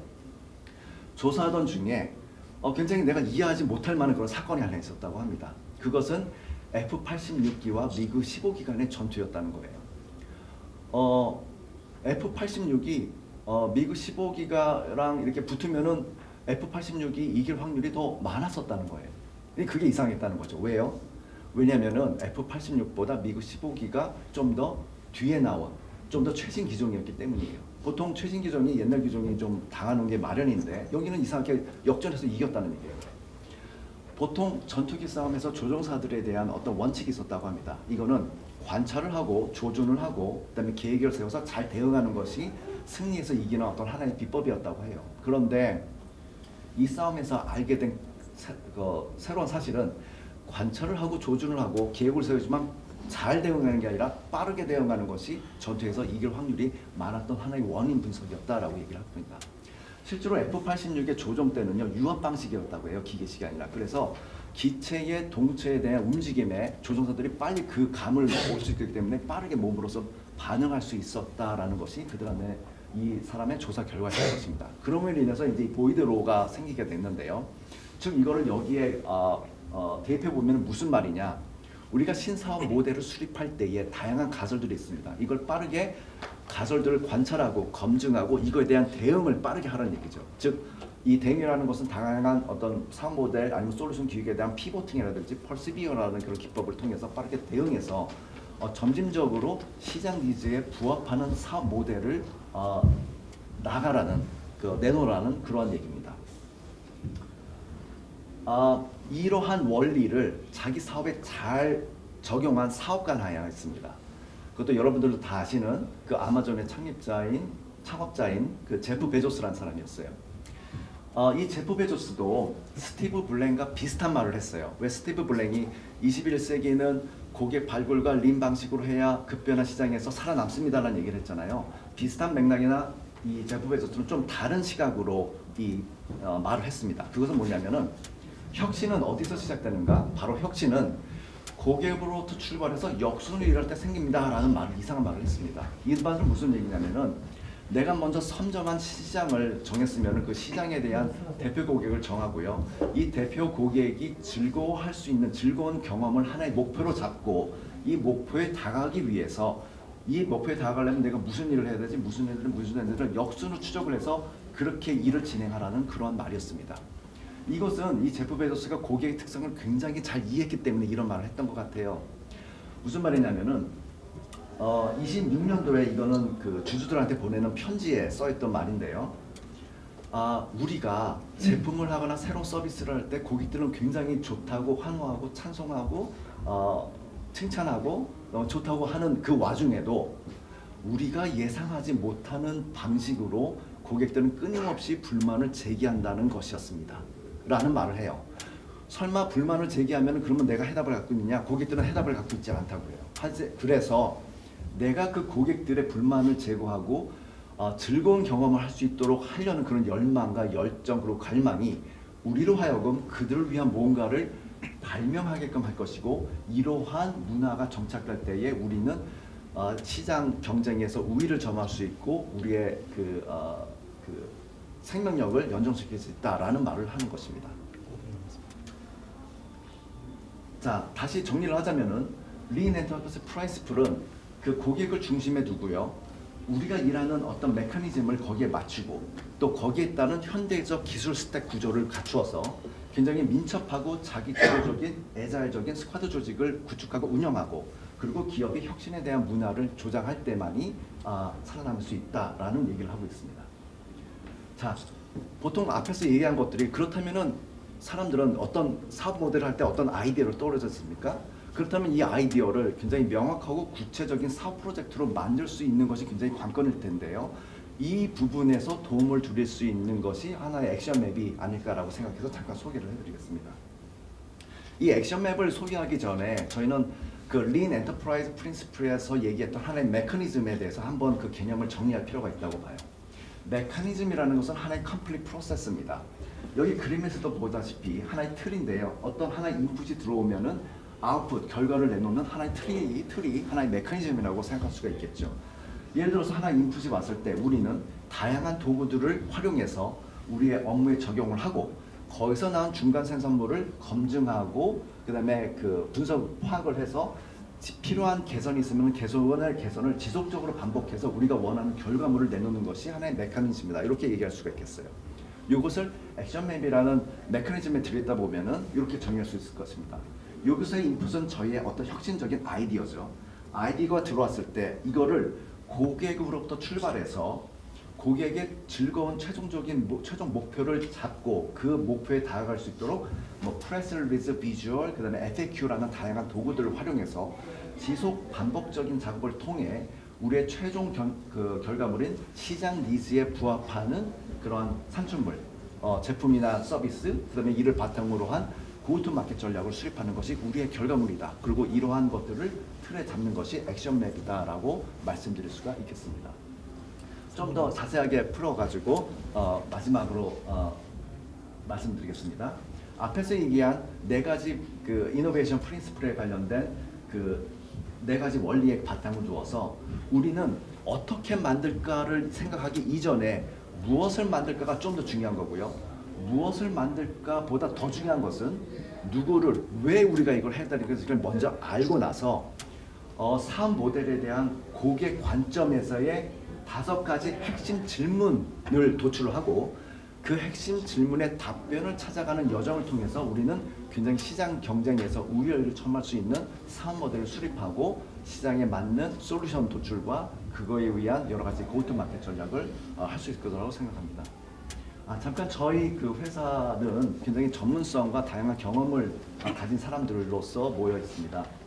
마케팅과 굉장히 뷰티 업계에서 학계나 산업계에서 많은 자문과 컨설팅을 하시고 실제 사업을 하시는 김수미 CEO님과 그다음에 뭐 박찬호 크림으로 유명한 여러 가지 다양한 스포츠 용품 산업을 창업하시고 그 외에 다양한 창업을 하신 뭐 창업의 신이라고 그런 별명을 가지신 박인철 그다음에 CEO님 그리고 다양한 큰 규모의 건설 개발들을 갖다 직접 주도하고 기획하고 주도하셨던 최병업 그다음에 CFO님 그리고 우리나라 AI 인공지능의 1세대로서 IBM 왓슨 연구소에서 연구를 활동을 하시고 그다음에 그 삼성전자 소프트웨어 연구소의 부사장 그다음에 SK텔레콤의 사장으로서 AI 기반의 신사업을 일으켜 주도하셨던 총괄을 하셨던 이호수 박사님을 고문으로 모시고 이렇게 모여서 이 자리에 같이 모였던 이 그 우리 스타텍 소타텍과의 인력과 함께 여러분들의 어떤 시장에서의 그 끊임없는 생명력과 그다음에 시장 경쟁의 우위를 점할 수 있는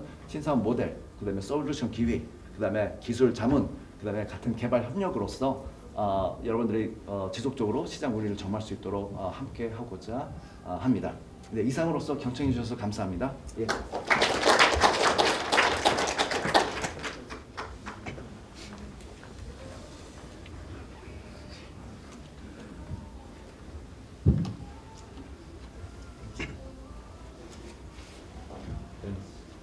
네, 다음은 고객분들의 리뷰를 들어보고 질문을 들어보는 시간을 갖도록 하겠습니다. 오늘 세미나에 대한 감상 혹은 소타텍 코리아에 대해 궁금하신 점을 자유롭게 말씀해 주시면 되겠습니다. 혹시 리뷰나 질문이 있으신 분이 있으실까요? 답변을 누가 해요? 네, 잠시만 기다려 주십시오. 답변을 저희 이영희 이사님 지금 계신가요? 네, 잠시만 기다려 주시면 감사하겠습니다.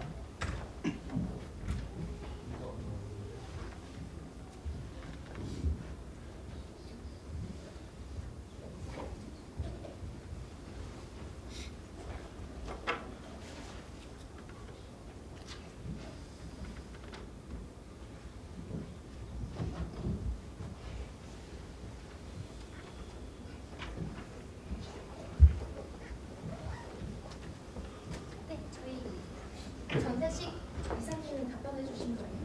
네, 답변은 아까 연사를 해주셨던 부대표이시자 CSO를 역임하고 계신 전태식 부대표님께서 답변해 주실 예정입니다. 네네. 그 소타텍이 한국에 사는 비즈니스 역할은 제가 잘 이해를 했고요. 예. 그 원디렉셔널한 게 아니고 바이디렉셔널하게 한국 쪽에서 앞서 있는 기술들을 소타텍 베트남에서 그 프로세싱할 수 있는 또는 매니지먼트 할 수 있는 역량이나 비즈니스 협력을 할 생각이 있는지가 궁금해요. 예. 정말 좋으신 질문이세요. 저희가 그러한 고객들이 몇 분 계신데 쉽게 본다면 요즘 그 로코드 많잖아요.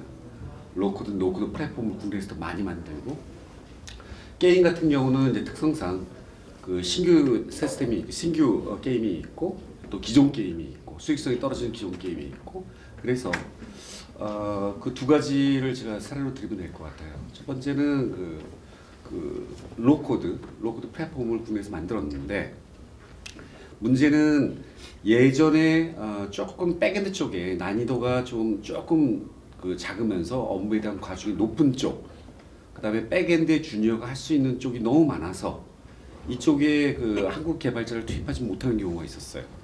그래서 저희가 이제 몇 번 상담을 하다가 그쪽 대표님이랑 그러면 이쪽을 전부 우리가 그 백엔드 쪽에서 맡을게.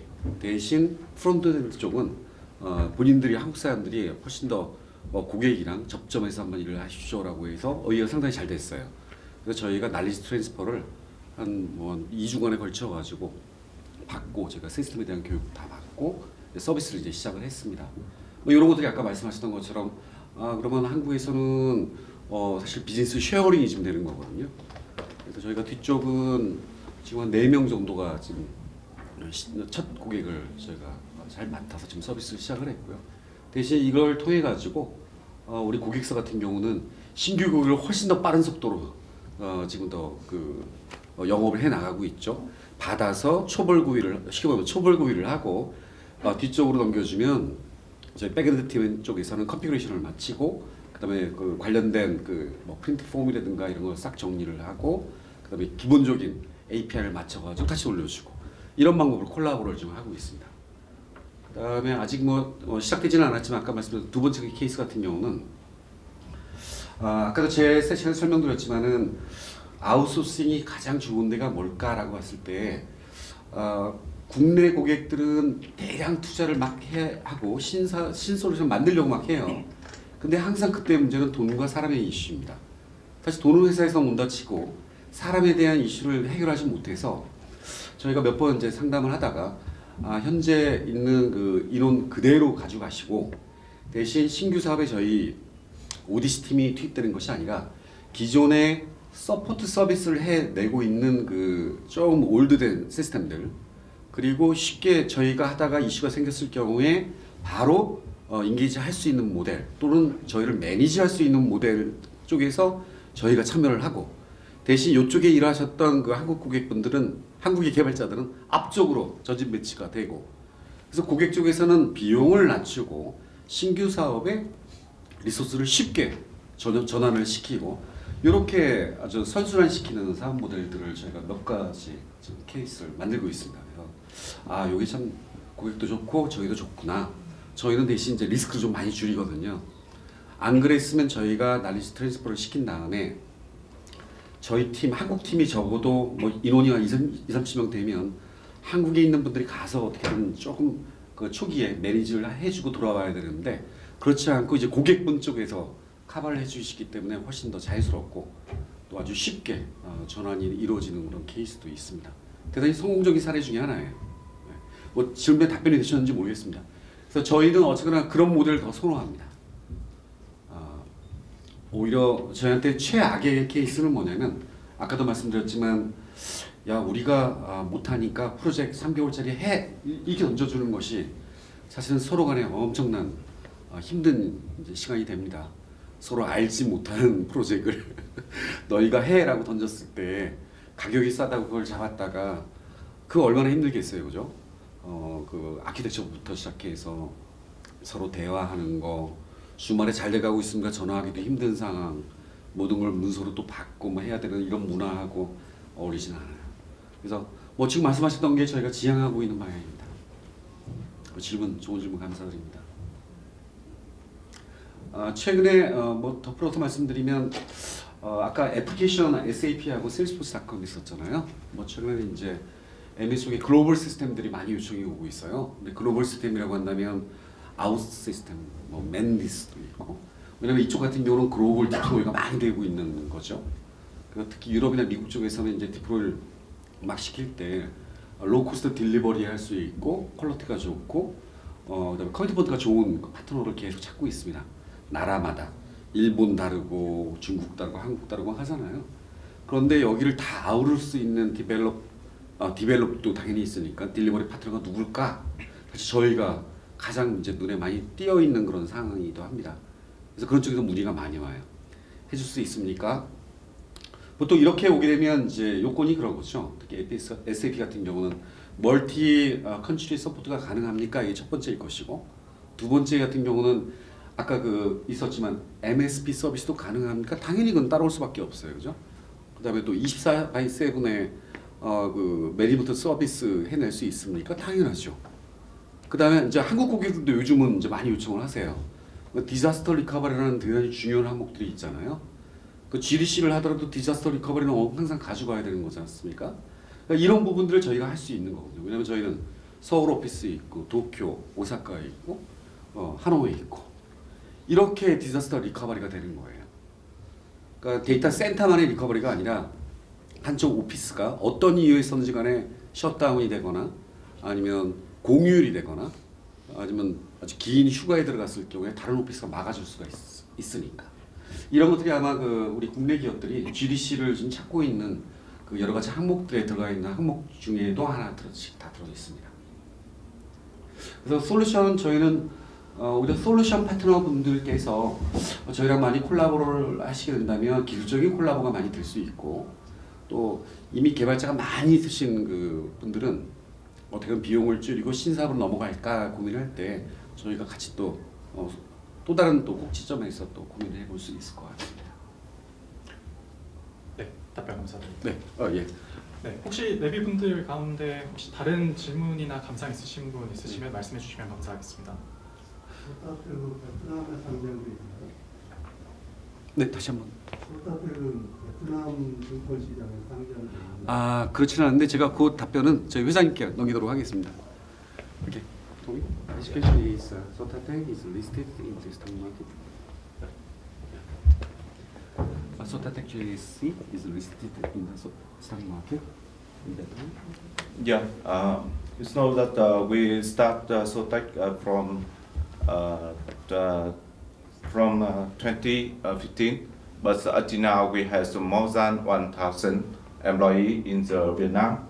And in Vietnam, we confidently that we will be in the top 3 company, IT company in Vietnam. You know that FPT is the biggest company in Vietnam, but is some kind of the technology like the blockchain, the AI. We confident that there's some kind of technology we better than FPT. Yeah. And as I said before that. Because we started with the Korea currency in the early, so our culture I think is that very fitable with the Korean client. So you can see that today on our listener moving from Vietnam to here, that we have a very commit for the Korean market. So we hope that you guys can help us to spread our business in the Korea. 네, 제가 다시 번역하겠습니다. 저희 회사는 베트남에서 톱3 IT 회사 중에 저희가 톱3 회사이고요. 저희 베트남 본사에서 개발자는 한 1,200명 정도 보유하고 있습니다.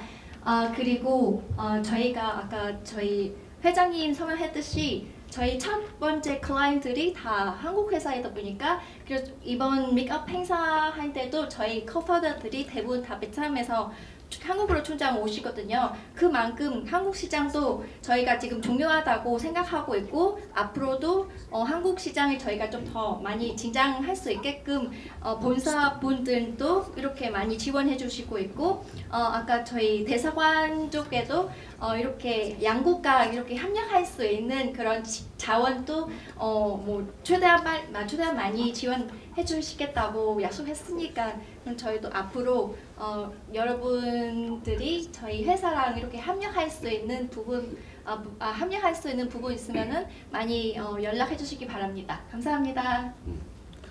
그리고 예 하나 빠졌는데 스탁마켓에 올라가 있냐고 지금 여쭤보셨는데요. 아직 스탁마켓에 지금 들어가지는 않고 지금 풀에는 지금 충분히 가지고 있다고 지금 말씀하십니다. 저 스타마켓 네, 혹시 다른 네네. 그 네. CEO한테 네네. 질문하고 싶은 게 있는데 네네. I wanted to ask one question to the Tommy. Yeah. Do you have plan or already you have the existing organization in the Trump? When the Korean companies start to hand over some technologies related to the blockchain or the AI or whatever. So in case you already have that kind of organization, we highly appreciate to cooperate with your company. Hand over a lot of the high and the Korean companies, the technology to Vietnam. So my question is, do you have that kind of the organization or not? Yeah. Yeah. I was the question. So yeah, for the question that it's known that we for the Korean company that we can have the Korean company the first thing that because we have the high level resources that can help you, and with the I think that with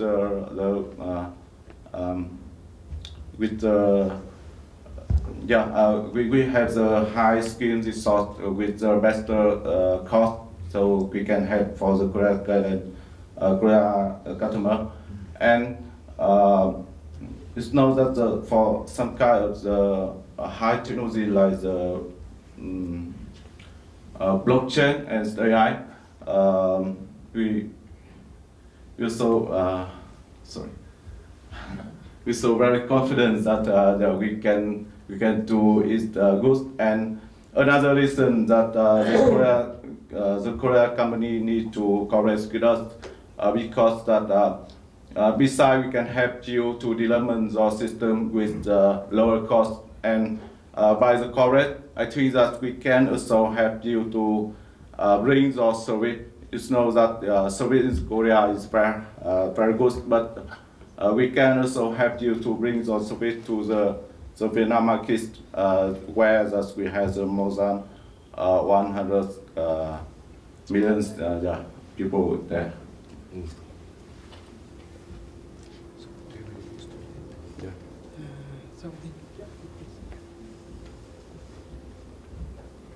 혹시 답변 되셨나요? 저희가 그 베트남 본사에서 오너제이션이 있거든요. 제가 그 말씀하시는 그 느낌이 있으셔서 제가 조금만 더 첨언을 하자면 뭐 대답은 예 있습니다. 그걸 마다할 이유는 분명히 없을 것 같고요. 저희가 그 찾는 것은 아까도 말씀드리긴 했었지만 단위 프로젝트도 있긴 하지만 만약에 저희랑 같이 갈 수 있는 좋은 파트너가 있다고 한다면 그 파트너와 좀 좋은 오퍼레이션 모델을 만들고, 그 오퍼레이션 모델은 뭐 에퀴티가 들어가는 모델도 될 수도 있고요. 또 사업부가 결합되는 모양도 될 수도 있을 것 같고요. 이런 부분에 대해서는 다들 오픈되어 있는 마인드입니다. 조직도 있습니다. 네, 그것뿐만 아니라 저희가 개발뿐만 아니라 저희가 그 여러분의 서비스라든지 베트남 시장 내에서도 마케팅 같이도 합력할 수 있거든요. 네. Okay. I was the vice president in Siemens Korea, the German company. So I'm very familiar with the factory automation and also the telecommunication, also the process part. Yeah. You mentioned that the AI, the association, this kind of all kinds of business. I have very good relationship with a lot of the Korean CEOs. Yeah, it's now. Yeah.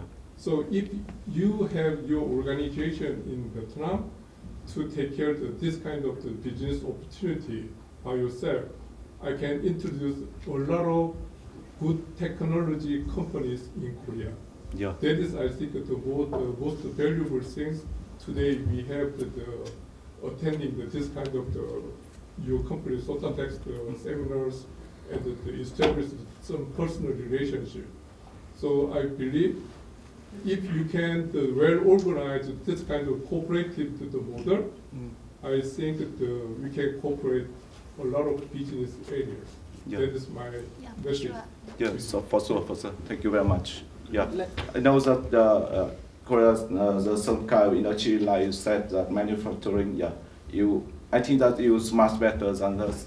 But yeah, we will be there that help the Korea client for the to save the cost of development, the first thing, and for the some kind of the new technology, I think that we also can be adapt very quickly. And the third reason that the cooperation between the Vietnam company and Korea company is better for both Vietnam and Korea, because that we can help the Korea company to step in Vietnam markets, yeah, by the provide or service very good in the Korea to the Vietnam markets. We can help.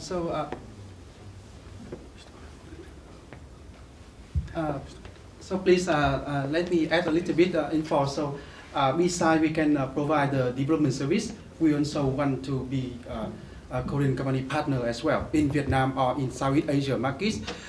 So we have the team in Japan, Taiwan, Thailand, Singapore as well. So like this is trending that most of the factories are moving from Taiwan or Chinese to Vietnam. So we have a lot of like solution. Like smart manufacturing or AI or IoTs, and yeah, we have a large pool of resources, but we cannot like have a lot of we still lack a lot of like domain know-how in a lot of like factory or something. So we also like can have the Korean companies who already have this expertise in like industries domain to go to market to other countries like Vietnam, Taiwan, Thailand. Since like the Will Smith solution from Middle East, he just like so use the Will Smith for the steel factories. We also help him to discuss with the top steel companies in Vietnam, and I think the program is really good right now. So I hope that we can bring more innovative solution from Korea to other countries as well. 이미 아시겠지만 잠깐만 첨언을 좀 하자면 아까 그 말씀하신 걸 번역을 하면요. 저희는 한국 고객들을 잘 모시고 있고 뭐 좋은 비즈니스 서비스를 좀 하고 있습니다. 근데 한국 고객들의 많은 부분들이 그 베트남이나 동남아시아로 막 진출을 막 하고 계시죠. 특히 베트남, 인도네시아 많이 가시잖아요. 거기에 한번 같이 가자는 제안을 많이 받고 있습니다. 그래서 저희가 좀 같이 콜라보레이션을 같이 하고 있습니다. 아까 보셨던 밀 스미스 같은 경우는 상당히 좋은 솔루션이고 베트남에서도 많이 어답션 레이트가 높을 거라고 좀 예상을 해서 같이 콜라보를 하고 있습니다. 영업도 같이 하고 서비스도 같이 하고 같이 또 인도네시아를 갈 준비도 좀 하고 있다는 말씀을 좀 드리고 있습니다. 굉장히 좀 바보 같은 질문일 수 있는데요. 그 동남아시아에 베트남뿐만 아니라 많은 나라들이 있잖아요. 그러니까 상대적으로 노동력에 대한 비용이 로코스트인 데가 많은데, 그러니까 베트남이 특별하게 더 IT 리소스 좋은, 그러니까 그 퀄리티가 좋은 리소스를 많이 가지고 있는 이유, 그리고 또 왜 베트남인지에 대해서 좀 듣고 싶습니다. 바보 같은 질문일 수 있어요. Ông hỏi là có thể là câu hỏi hơi nóng động xíu như vậy. Hỏi là so với Đông Nam Á thì Việt Nam mình tại sao lại cái quality về đem 아주 어려운 질문을 하셨네요. so với những nước khác điểm mạnh như thế nào? 네, 잠깐만 기다리도록 하겠습니다. hay là như là có giá hơn là chất lượng như thế nào? Ông hỏi như thế. Yeah, thank you for your question. For other Southeast Asia countries, so we also have a lot of visits to there, and also have do some research. So compared to other countries, so the first thing is in Vietnam we have very stable politics environment, and we are from very young age we are heavily teach math and science. So most of the students in Vietnam have very good math and science base. So and when we choose the university to study, so most of the parents will will ask their children to come to learn IT, because they see that when their children learn IT and work for an IT company, they will have good like career path and a good income, and then have a good quality life. And that's why even like now our government also support IT industries, and the parent want the good kids to enter university, and most of the talent people also enter the IT university. That's, I think, a lot of things combined together. That's why we have a very good pool of talent compared to like Indonesia and Philippines. I know that they are very good at English, but a lot of them, most of them do not follow the IT career. For example, in Philippines and Indonesia, they want to do the BPO, like call center, because they are good at English. And in Thailand, they want to learn like creative things like artwork or like marketing, and they don't want to learn IT. That's why even Thailand, Philippines, and Indonesia, they have even like more population than Vietnam, but they still lack of like IT resources, a good one, but they better than in like creative thing or BPO. So I think that's the main reason. 뭐 특별히 번역이 필요 없을 것 같아가지고 통과하도록 하겠습니다. 다 들으셨죠? 예, 어렸을 때부터 많이 그 IT 쪽에 집중하고 베트남에서는 정부가 강력히 드라이브 좀 하고 있고, 그리고 BPO나 이런 쪽은 인도네시아나 필리핀이 훨씬 더 많은데 인구가 많은데도 불구하고 베트남이 잘하고 있다라고 지금 말씀을 했습니다. 근데 제가 한 가지만 제가 옆에서 더 추가를 하자면, 그 구매력이 낮기 때문에 코스트가 싸다고 우리가 지금 많이 알고 있어요. 그건 사실입니다. 그죠? 근데 제가 봤을 때 개발자를, 쉽게 본다면 개발, 랭귀지를 갖고 있는 사람이 1000명 이상 갖고 있는 회사가 많지가 않아요. 그 얘기는 뭐냐면 규모의 문제를 갖고 있다는 거거든요. 그래서 비록 그 뭐 구매 물가의 지수를 떠나서 이 그 경제개혁의 원천이 되는 규모의 경제, 이 힘이 베트남이 아주 집약적으로 잘 갖고 있다는 것이 나라 전체의 또 경쟁력이 아닐까 생각합니다. 네. 네, 혹시 다른 질문이 있으신가요? 아, 네.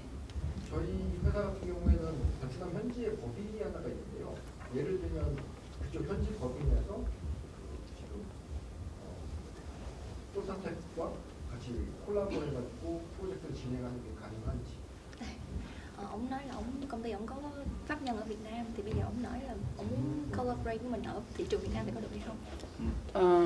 Yes, so we are really want to welcome you to firstly visit our office in Vietnam. Maybe we can have some discussion between our company and your office in Vietnam to see like what kind of collaboration we can have with you.